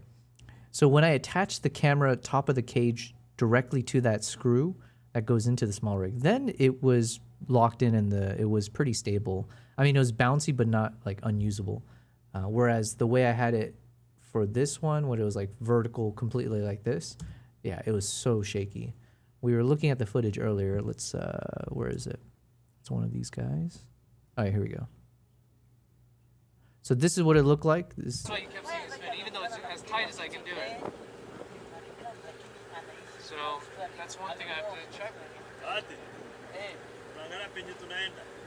Now, in terms of the angle, though, I quite liked it, right? So, you know, for the prime time, I think having this, I was using the 14mm f4, the Viltrox lens, and I had it, you know, so if we are able to somehow use the center bar and have this back interior shot, like this kind of angled down, I feel like this could work quite nicely. I'm sure there's other angles we can figure out, but just to do something like this where, assuming, let's say if I'm sitting in one of these front seats, let's say you're in one of these seats, or I don't know where you best position yourself, but then yeah, then it's like, okay, we get an interior shot. Now the only problem is we don't have the driver in the shot.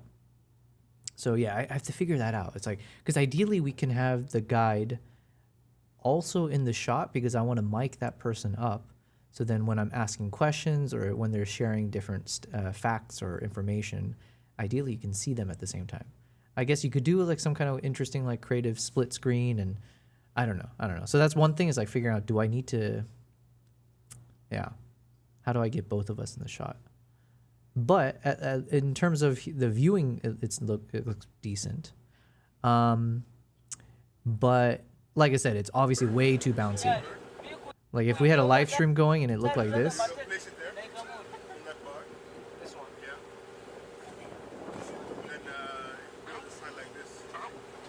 So that's basically what we tried next. So shout out to Sabaya, he knew what to do.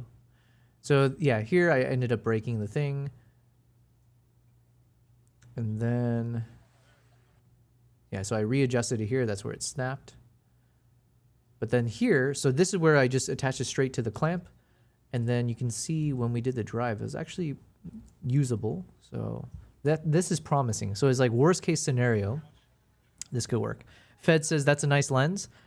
Swiss says love that lens. Which lens are you guys talking about? This one, this 14, or did I miss? Swiss says we can bring my 12mm. Damn, that's crazy. Oh, you're talking about the 12 that Swiss was just talking about. Brand new, it just got replaced by production because it fell 65 feet on set. Jesus. Yeah, so imagine this one. Yeah, I think a 12 millimeter could be very nice. The question still remains, how can you get the shot of people in the front seat and everywhere else, as well as the driver, with a single camera, right? So that I don't think will work. But we're going to have a front point of view camera and a back point of view camera. So technically, let's say the second camera, which is now facing forward, it could be set up in a way where you can see the driver and whoever's in the front seat, if there is someone there, as well as the landscape in front of the vehicle. So with the wide enough angle lens there, I guess that could work. But then I guess it would be creating a custom scene in OBS such that both camera views are on the scene. But yeah, in terms of like stability, here, you know, you can see a bit of shake, but it's almost like enjoyable, or it's like the immersive shake. It adds to the environment, and so I actually don't mind when you see a little bit of the shake when we're driving quickly, because it's not like annoyingly shaky. It doesn't really cause too much, except sometimes here it's a little bit much, but generally speaking, I don't think it'll be a problem in terms of causing like a headache or some being nauseous from seeing how bad it is.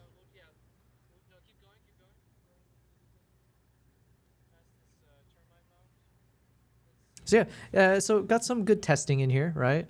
But and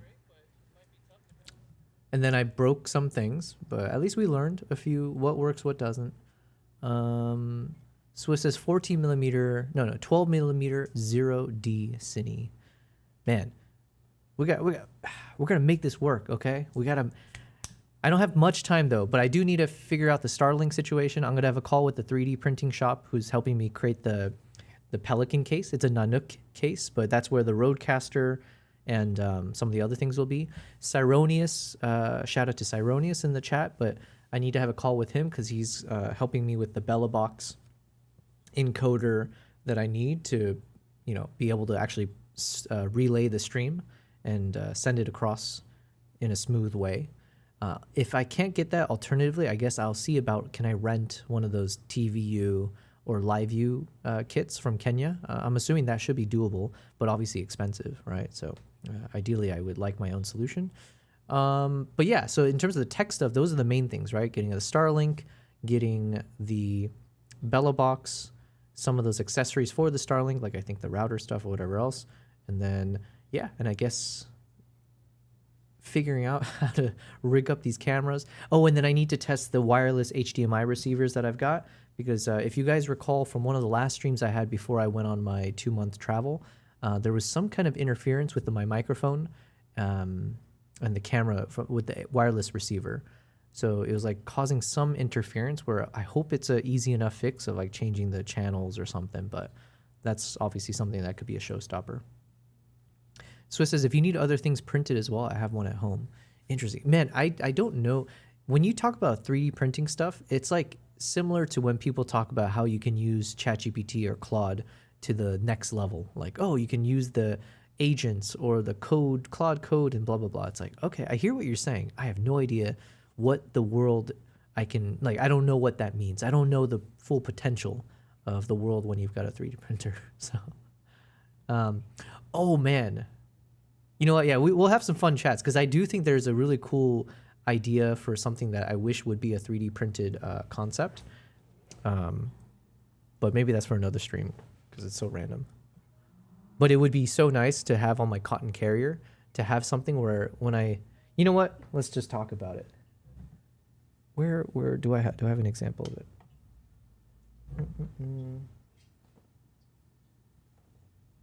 Where is my lens cap? Okay, well, I'll just use this one for example. So you got your ND filters, and I've got these like magnetic lens caps, right? But then here's the problem. When I'm on a shoot and I'm switching between video and taking photos, I usually want to take the entire ND filter off of the front of the lens because it's too dark, and I want to shoot with like a low ISO and like proper for photos. So unless I want to literally be in a situation where I'm like 3 stops of light handicapped, yeah, I'm going to take off the ND filter.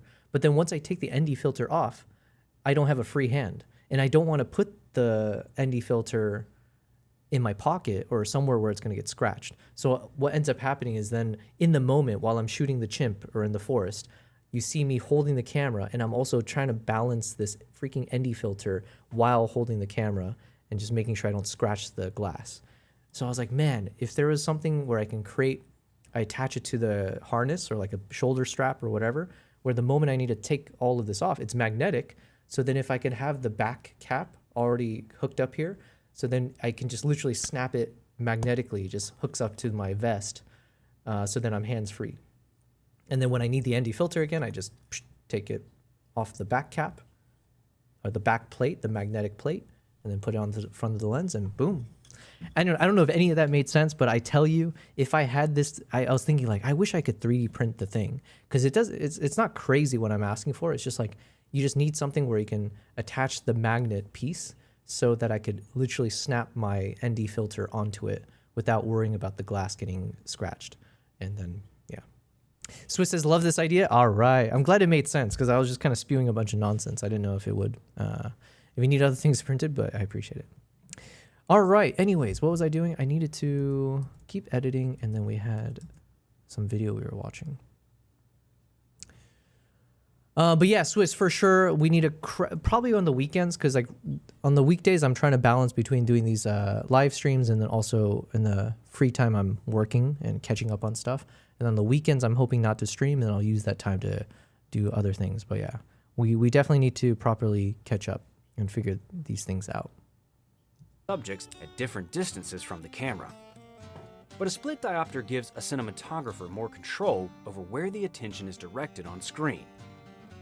The closer subject is placed in shallow depth of field, making them more clearly a point of focus, while the farther subject also benefits from a shallower depth of field, resulting in dual areas of attention, an effect that would be more difficult to achieve using deep focus. Having two dueling areas of attention can create many different effects. First, it allows for a filmmaker to play with juxtapositions in one frame. In this shot from Lahane, a split diopter lets us see both Vince and the violence occurring behind him. Juxtaposing both subjects in the same shot links the two together. The violence around Vince. Where have I seen this actor before? He's got like very distinct facial feature. What is this movie called? Lahane's? He plays like a bad guy all the time, right? Lahane. Oh, this guy, yeah. Vincent Cassel? Vincent Cassel. Was he in like a Christopher Nolan movie? Why do I feel like he was in something big that it's like in the back of my mind? Oh, he was Ocean's 12. Oh, he was Black Swan. Oh, damn. Eastern Promises. I think that's what I was thinking of. Damn, he's in a bunch of shit. Okay, he's in the Ocean stuff, Jason Bourne.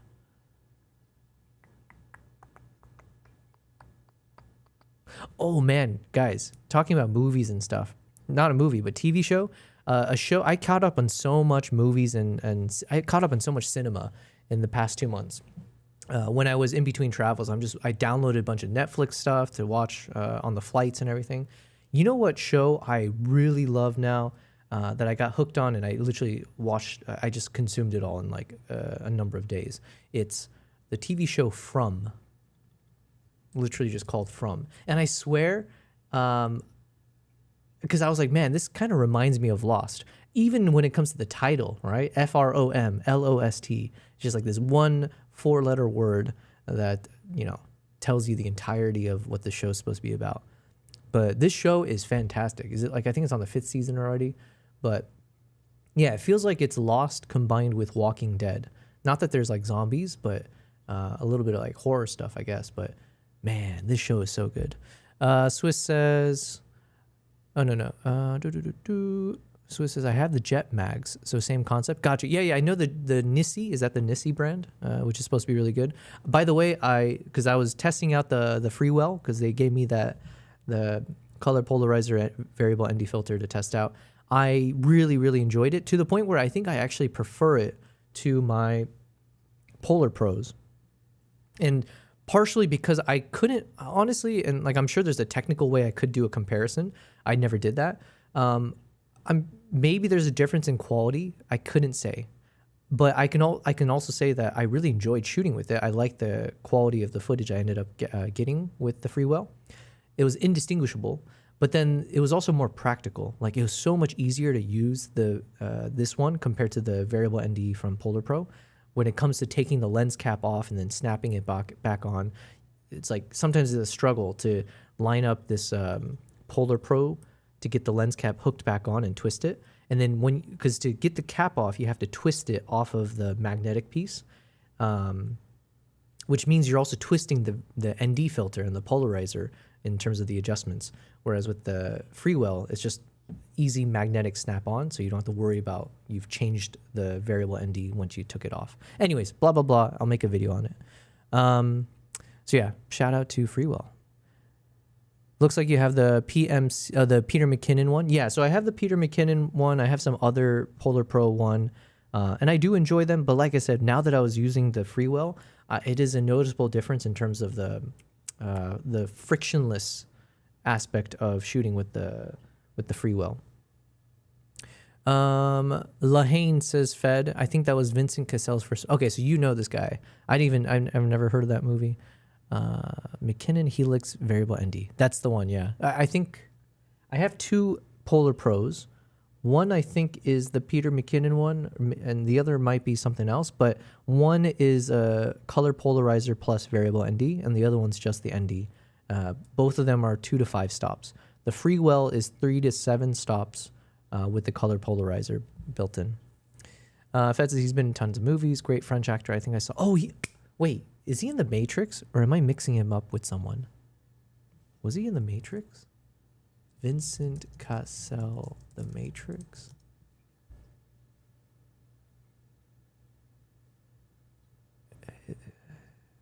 Who is the French guy in The Matrix? He has not appeared in the Matrix films. Who, the French actor often confused with him is Lambert Wilson, who played the Merovingian. Yeah, that's who I was thinking of. Wow. Is it racist of me for mixing up these 2 guys? I mean, he looks nothing like him here, but okay, whatever. Anyways, TV show From, fantastic. Swiss says, oh no, Fez, it's the team behind Lost who made it. Oh wait, really? Wait, you're talking about the show From? What's the connection between Lost and From? From is widely considered a spiritual successor to Lost, sharing key creative talent, the directors, producers, Jack Bender and Jeff Pinkner, and the mystery box storytelling style.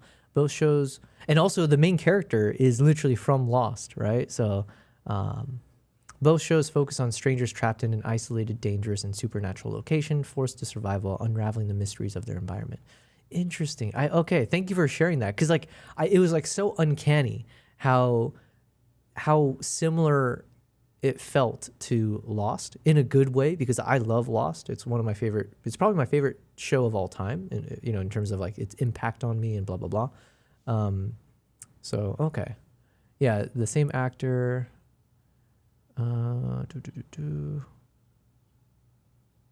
Cool. All right. Well, that's exciting. Swiss, maybe I should design a mount that allows us to thread in the base plate, say the 82 or the 77. Then it's universal between the Jet Mag and the Helix.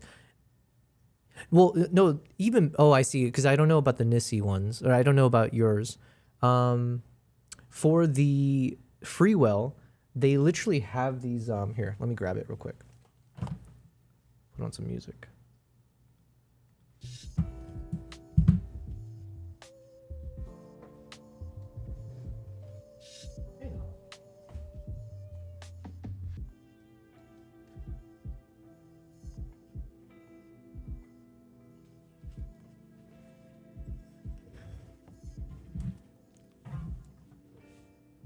Okay. So let me just bring this up. They have these they have these plates, and it's labeled A and B, right? So like the front and the back side. And so then you can just use this interchangeably as like a front plate and a back plate. And so this is, for instance, the front lens cap, right? So it's got a nice little handle that you can use to kind of pull it off, which is kind of a nice feature. But anyways, this one, so imagine this is at the front of the lens, or the front of the camera lens. So you can take it off, but then also the, do I have it with me? Oh, here.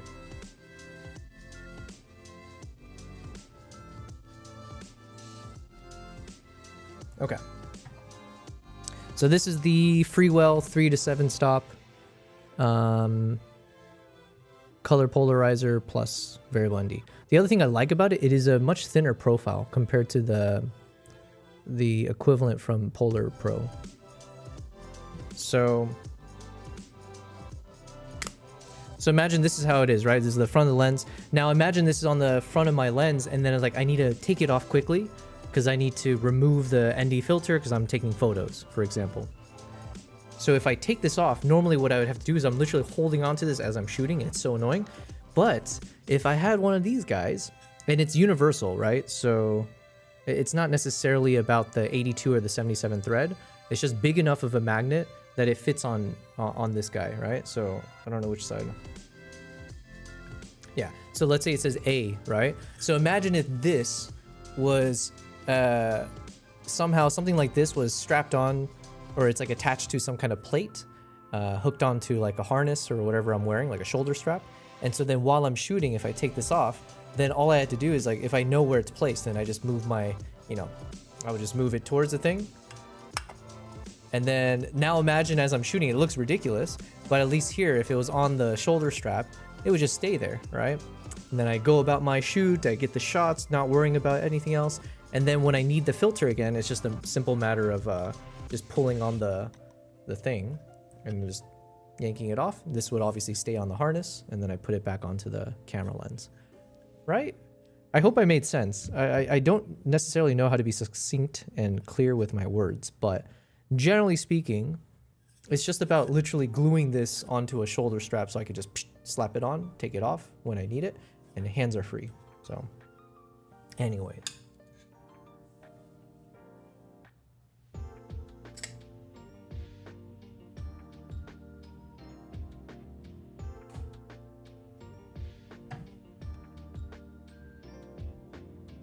Okay, all is well.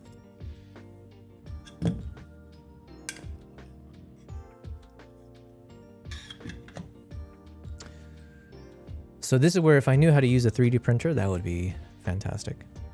It's a niche thing, but it actually is nice for hybrid shooters like me, where I do need to switch between video and photo mode often, and it is kind of frustrating that the time it takes for me to have to take care of all that when I have to switch is just annoying. Swiss says, oh no, Fed was mentioning here. There's a team behind the Lost.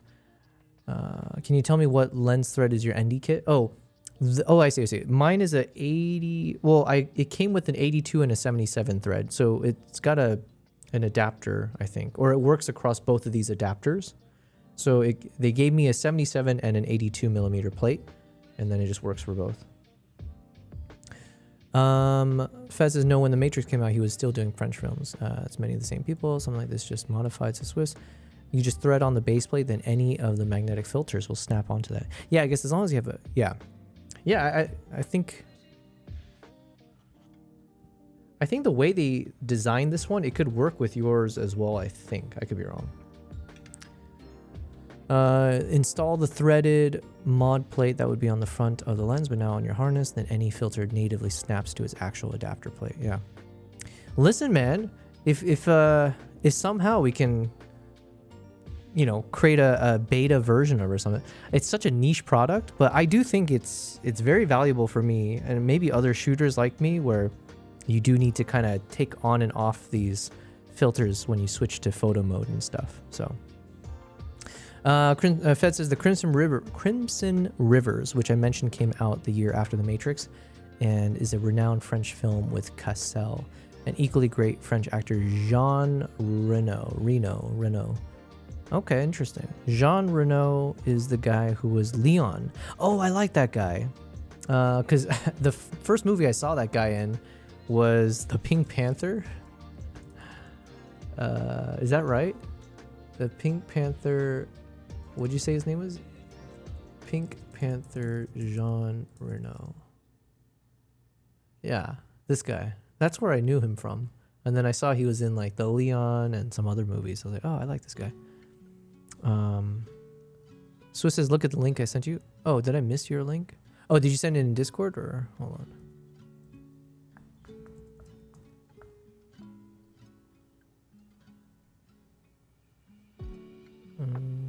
I don't see your link.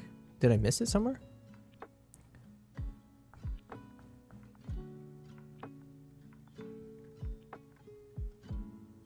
Ooh, I see Fed's photos. I see. There's also a rabbit.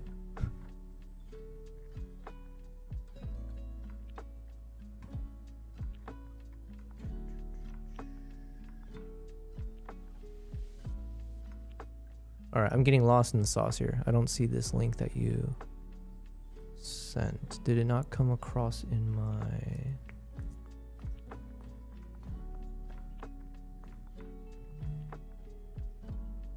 Okay, anyways. Yeah, we'll look at the link later then, Swiss, because I'm not finding it. But we got Markyle Markey 4. I probably butchered your username. It says, hey in Twitch. Yo, hello. Thanks for watching me. We're just doing a casual stream here. Feel free to watch me wherever. I'm on YouTube, Twitch, and Kick. But I got a little bit distracted. We were talking about film stuff. And something about the split diopter, which I've never heard of for photography or film. I guess, do people use this for photography as well then? I guess you could, right?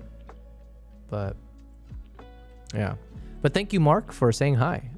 If you're new, actually, no, I think I've seen your name before. Anyways, I usually do photo and video edits from my travels. I was traveling for the past 2 months, and so I have a lot to catch up on.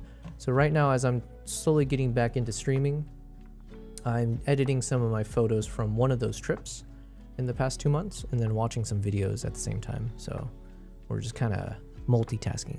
Mark says, yes, I came here before. Yeah, that's right. I did recognize your name, and I was like, huh. I bought an Olympus MK5 Mark III recently. Olympus MK5 Mark III.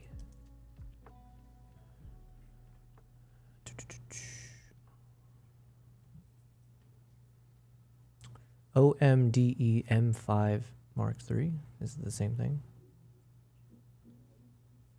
OMDE MK5. I'm just gonna guess. I'm gonna assume this is what you're talking about. OMDE M5 Mark III. Jesus, why is everything? Oh man, that's a sleek looking camera.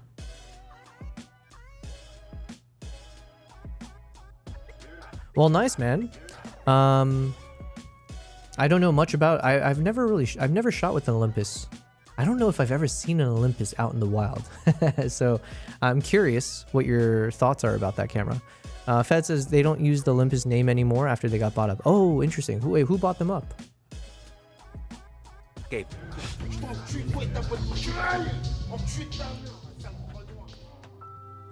Okay, I think I like this edit. This split diopter shot emphasizes the characters' relationship. There's a distance between them, but Frankie has a genuine interest in seeing Maggie succeed. Oh, I hate this movie though. Is that the $1 Million Baby? Ugh. Absolutely hate this movie. So depressing. A split diopter in All of Us Strangers helps directly juxtapose an old photo of the Addams home and what it looks like now, adding to the film's investigation of the relationship between a person's past and present.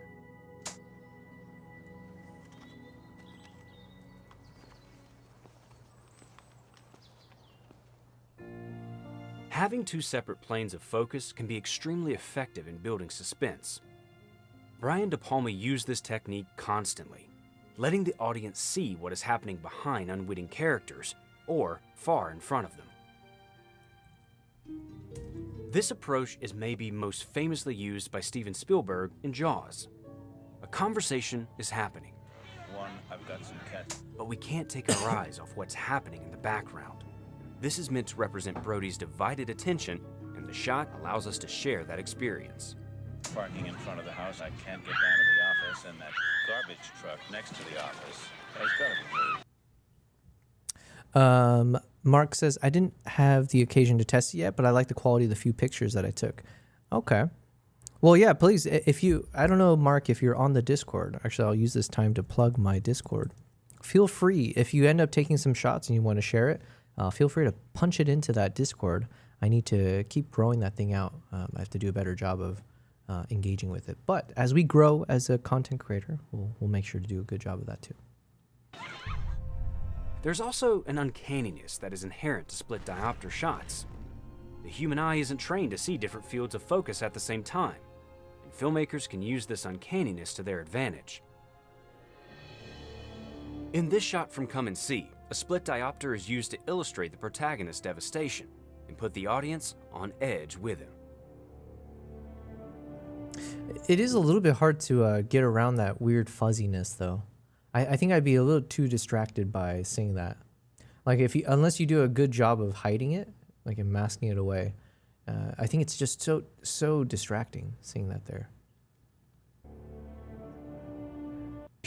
And put the audio. Because then it just feels like you're split screening. Like it almost feels like there's two scenes that we're looking at, and this is from some other, could be anywhere.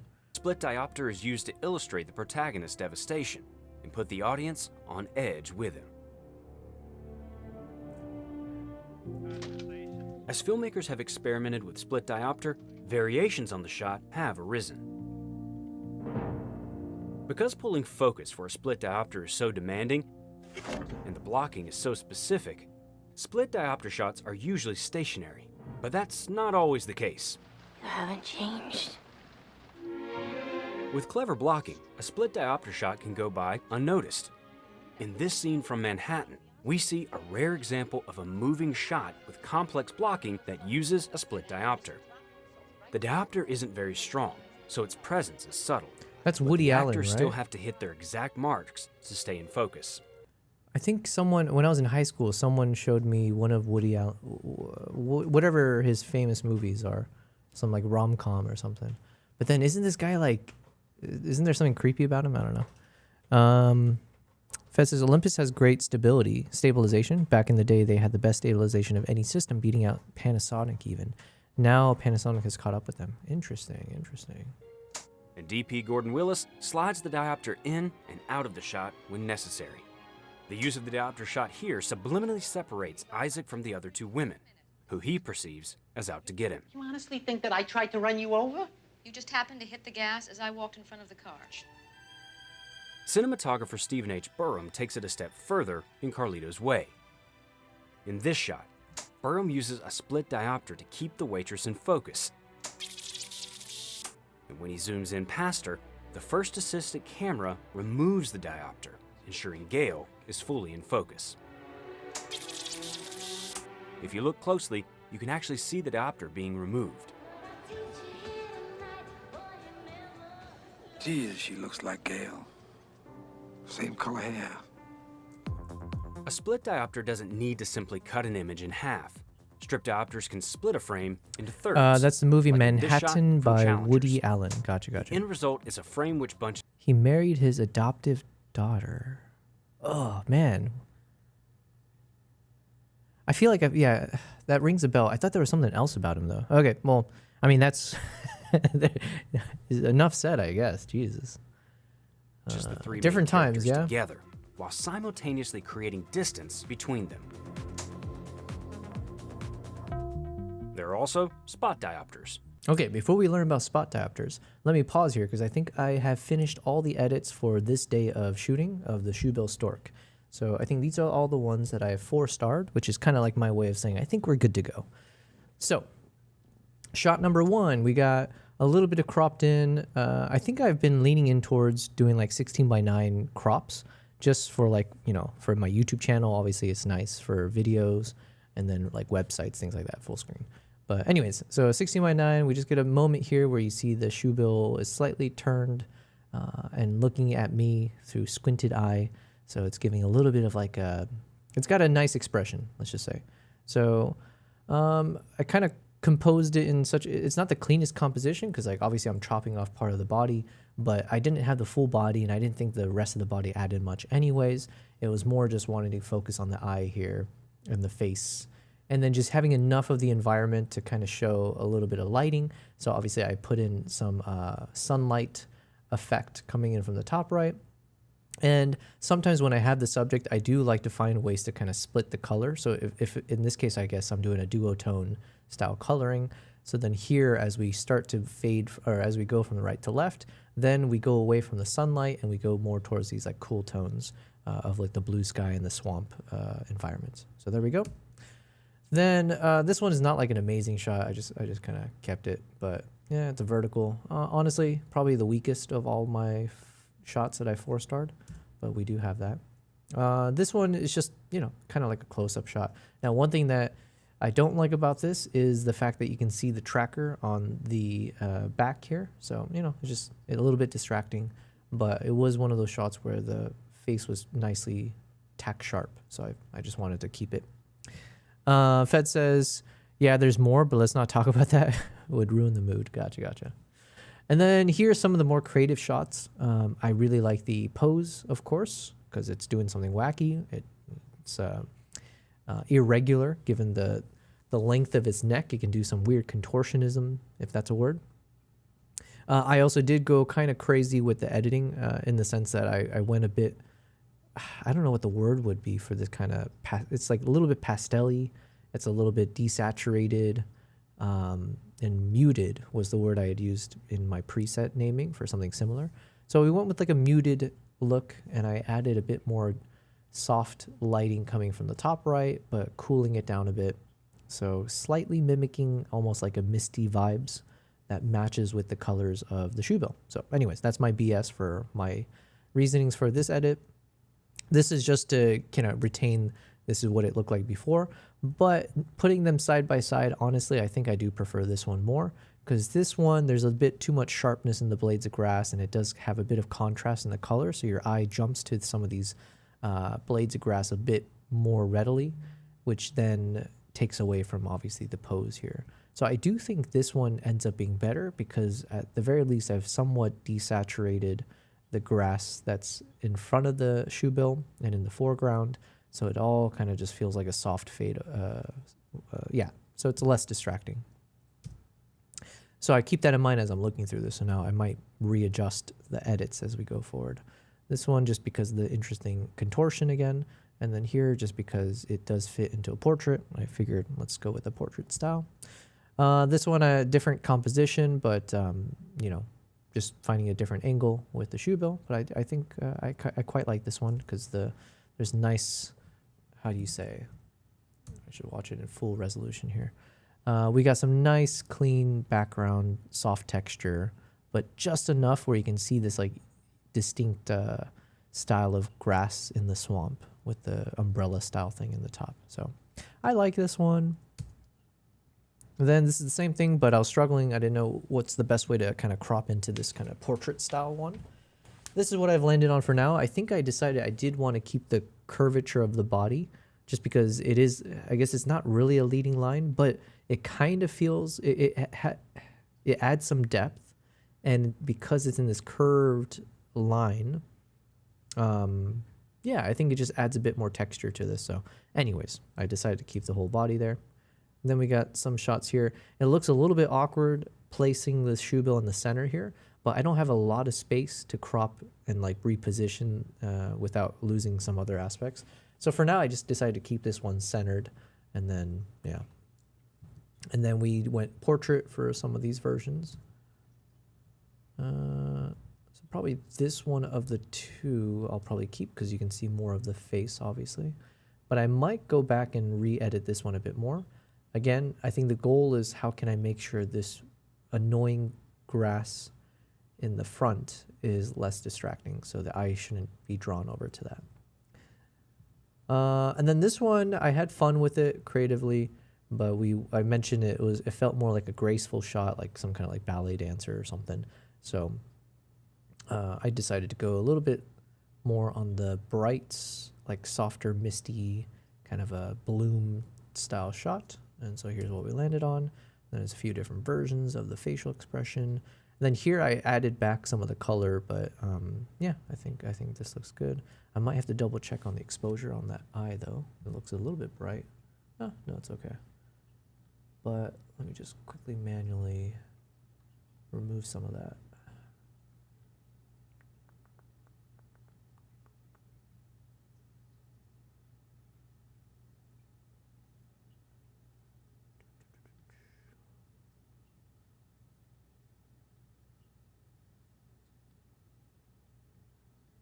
Okay, that's good enough. We live in the world of good enough. And then this one, just a close up, but it looks like it's bowing. And I went a little bit darker on this one, so you get a little bit of play of seeing the sunlight hitting the tufts of feathers on the top. But then the bottom half of the bird is kind of cast in shadows. So I kind of like it, but then the eye is quite visible. And then I need to make sure the line in the beak is a bit more visible as well. So it looks like it's bowing and smiling. So Hene42 is asking, what is the purpose of these images? No purpose. Well, yeah, like it's funny because I always take these photos, but there's really no purpose besides I share it on my socials. I guess there could be some purpose where I do then advertise to get people to join me on these future trips. So for instance, Henny, these are photos that I took from my recent organized tour where I basically organized an itinerary. This one was for about 9 days. And then I invite anyone to basically, you know, you got to pay the money, but pay and join me on this trip. So then you'll have this experience and I'll basically be guiding you through it. And hopefully there's a level of trust that if you join my trip, you know you'll have an incredible experience, blah, blah, blah. So then usually the way that I can build that trust in someone who's never met me before is by sharing these photos on social media, on my website. So then people have a good sense of like, okay, these are the types of captures that are possible. Or some people might say, it's not about the captures. I want to spend time with this person who will teach me how to edit these photos while we're on the shoot. So like, obviously I offer that as a service in addition to making sure you get the shots that you want. So, and then right now it's just also content fodder while I'm doing these live streams. It allows me to work on something while I'm streaming. So that's the other kind of, I guess, purpose to it. If I understood your question, what is the purpose of life? But yeah, we were just watching this and these are the final photo. Yeah, these are all the photos I'd bookmarked from this day of the trip. This is like technically day 0. This is before the client showed up. So I was just I was doing the Shoebill excursion on my own. So then the next day I took 309 photos. I don't take too many photos these days, Henny, when it comes to these trips. Usually I switched over to doing video, but obviously I do take photos still. And sometimes, especially when I'm doing these types of tours, I try to spend time taking photos of my guests. So they have some keepsakes, things that they can take home with them, post on their socials, blah, blah, blah. So that's been fun for me to switch gears instead of shooting wildlife, trying to figure out how do I shoot people in the environment that they're shooting in, which is also mixing in wildlife. And this is where I was saying, like, man, the split diopter that we're watching a video on, that could have been so useful. So for example, shots like this, it'll be fun to edit, but obviously I ended up having to choose, do I focus on the foreground or the background? In the background, we have this shoebill staring off at us, but then unfortunately that means unless I increase the aperture to some absurd like f22 or f16, and then even that comes with its own issues anyways in terms of lighting and all that. So you have to make a choice. I ended up choosing this. I didn't want to take 2 photos and stitch it together anyways. But if I had that split diopter, this could have been an interesting, I could have put it to use for sure. So. All right, so these will be photos that we edit probably tomorrow. Let's finish up this video and then see. Also known as donuts. These create a blurry ring around a subject. An alternative to a split diopter that can achieve a similar effect is joining 2 shots in post. This is a version of what is called an invisible visual effect. Typically, it's created by shooting 2 shots with identical framing, but different fields of focus. One focused on the distant subject, and one focused on the near subject. Then the 2 shots can be merged using a post-production software like After Effects. Though it's now done with digital software, the core of the technique is nothing new. One of the earlier split diopter shots from Citizen Kane was in fact a version of this, where 2 shots were composited together. Hello, Jedediah. A split diopter is a powerful tool that gives a camera an ability that not even a human eye has. So save it for special occasions. Divided attention can only work so many times. Excuse me, sir, but were you to visit me the other day? And before you start thinking about diopters, you'll need a movie to use them in.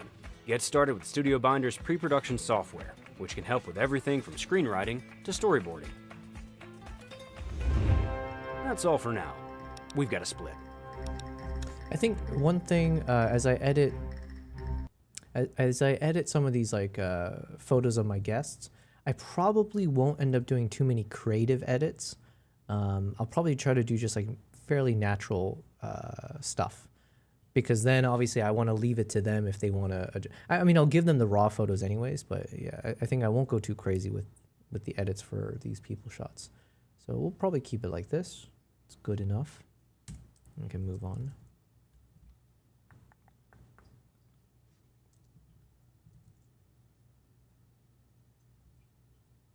And like I said, I tend to just do 16:9s, but they probably want other framings.